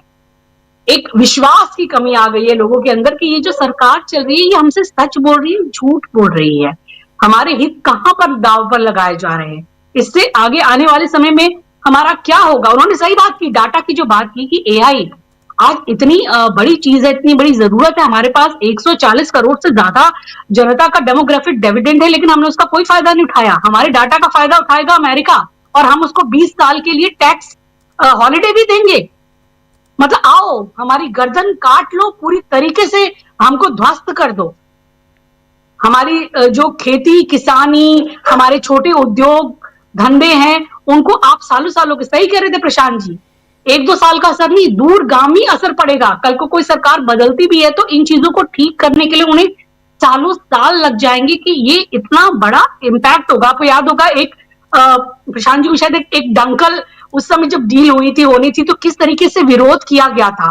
तब भी हमारा देश नहीं झुका था कि जब वो इतना संपन्न नहीं था या उनके पास इतनी चीजें नहीं थी। और कई बार ऐसे मामले हुए कि हमने कभी अमेरिका के आगे घुटने नहीं टेके, लेकिन इस बार तो लग रहा है कि हम पूरे घुटने टेक चुके हैं। छोटे छोटे देशों के सामने भी आज हमारा जो है वो एक मजाक उड़ाया जाता है। और ट्रंप एक ट्वीट करके भारत को इस तरह से कहता है, ट्वीट की आप तेल नहीं खरीदोगे रशिया से, हम आपके ऊपर निगरानी रखेंगे। मतलब मॉनिटर की तरह, तुम ये नहीं करोगे नहीं तो तुमको हम डेस्क पे उठा देंगे, तुमको हम मुर्गा बना देंगे, इस तरह की बात हो रही है। तो ये एक हास्यास्पद स्थिति चल रही है। सरकार की जिसे कहा जाए विदेश नीति फेल है और एक विश्वास का संकट उत्पन्न हो गया है कि लोगों में ये सरकार जो हमारे साथ कर रही है, सही कर रही है, गलत कर रही है, क्या कर रही है। और सही कहा बिल्कुल, ये जो एसआईआर है और ये जो चुनाव आयोग है, केवल उसकी बैसाखी पर ये सरकार अभी तक टिकी हुई है, चल पा रही है। जहां ये बैसाखी गई तो वहां पर फिर ये भागते हुए ही नजर आएंगे और ये बिल्कुल नजर ही नहीं आएंगे कि कहीं से कुछ कर सके। तो इनके पास केवल यही अब एक बैसाखी बची है।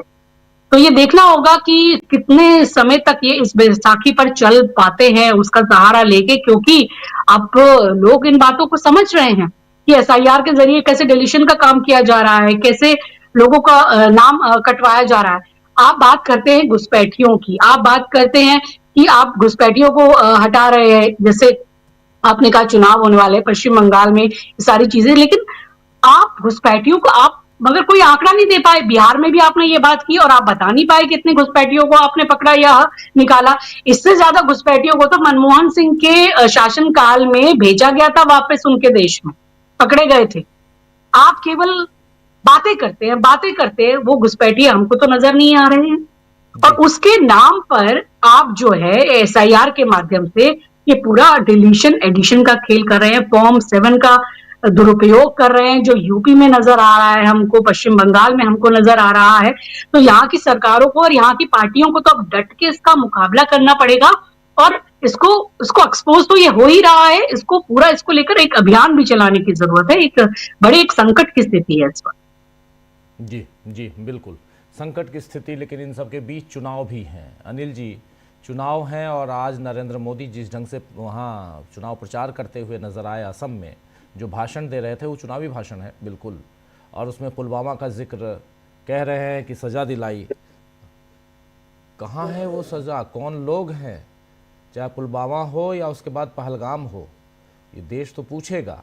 लेकिन ज़रा आपसे समझना चाहता हूँ कि क्या जो मामले जिस पे अभी हम लोग पिछले लगभग 1.5 घंटे होने को हैं, हो गए 8:32, आखिरी जल्दी से ख़त्म करेंगे, 8:30 पे ख़त्म करते हैं कार्यक्रम, लेकिन थोड़ा लेट हो गया।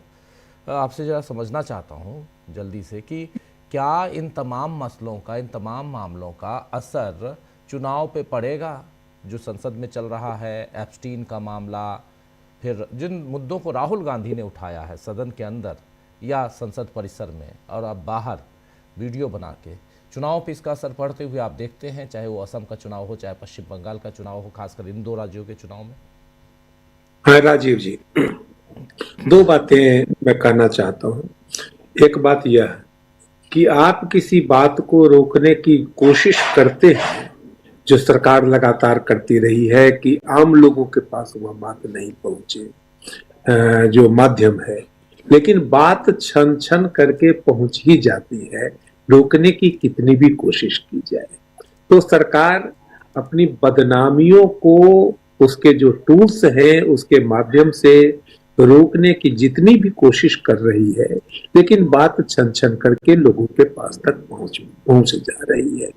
दूसरी बात कि इसका कि लोग सच्चाई से रूबरू हो रहे हैं कि क्या, और लगातार सरकार की साख गिरती चली जा रही है। कहां तक गिरेगी मुझे नहीं मालूम, और कहां तक इसको गिराएंगे नहीं मालूम। दूसरी बात मैं यह कहना चाहता हूं कि राहुल गांधी को पहले पप्पू कह करके, मुझे एक भाजपा के जिला मंत्री जो उसके होते हैं, जिला स्तरीय अध्यक्ष जो होते हैं, कि उन्होंने कहा था कि राहुल ने कहा है कि आलू पेड़ पर फलता है। आज आप देखेंगे कि यह बात नहीं कही जाती है। आज वह पप्पू राउडी हो गया है। आज वह, कल तक आप देख रहे थे कि भाजपा के अखाड़े पर जाकर के लोग लड़ा करते थे, वही मुद्दे खड़ी करती थी और लोग उस पर बहस किया करते थे। आज बहस राहुल के अखाड़े में हो रही है। राहुल अखाड़ा अपने अखाड़े में खींच करके ले आ रहा है। यह परिवर्तन आप, यह सब लोग देख रहे हैं।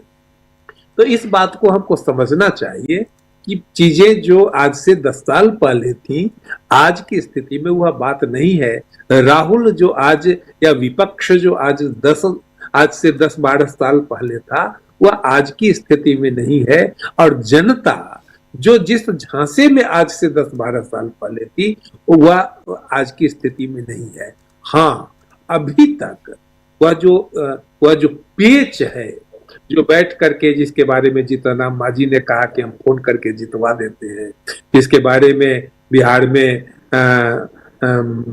बंद कमरे में बातें हो जाती हैं, तय हो जाता है, तो उन बातों की काट किस तरह होगी, इस पर सोचना होगा राजनीतिक दलों को। और मैं अंशु जी की बात से, इस बात से सहमत हूं कि केवल संसद में ही विरोध से काम नहीं चलेगा, कि अब इस बात को सड़कों पर भी लाना पड़ेगा, बात बात के लिए लोगों तक पहुंचाना पड़ेगा। क्योंकि पहुंचाने का जो माध्यम मीडिया हुआ करता था, वह माध्यम अब विपक्ष और जनता के साथ नहीं है। इसलिए अब यह दायित्व विपक्ष के जो राजनीतिक दल हैं, या जो विचारवान लोग, बुद्धिजीवी हैं, या जो जनपक्षी पत्रकार है, उन लोगों को यह दायित्व पूरी शिद्दत के साथ, पूरी मेहनत के साथ और पूरे जोर के साथ इसको, इस दायित्व को निभाना पड़ेगा। जी बिल्कुल बिल्कुल, आप सही कह रहे हैं। बहुत कुछ यहाँ निभाने की ज़रूरत है। और इन सब के बीच अभी चुनाव का वक्त जल्दी से, अभी देखिए अगले 20 दिनों में तुरंत पूरा का पूरा देश चुनावी मोड में चला जाएगा।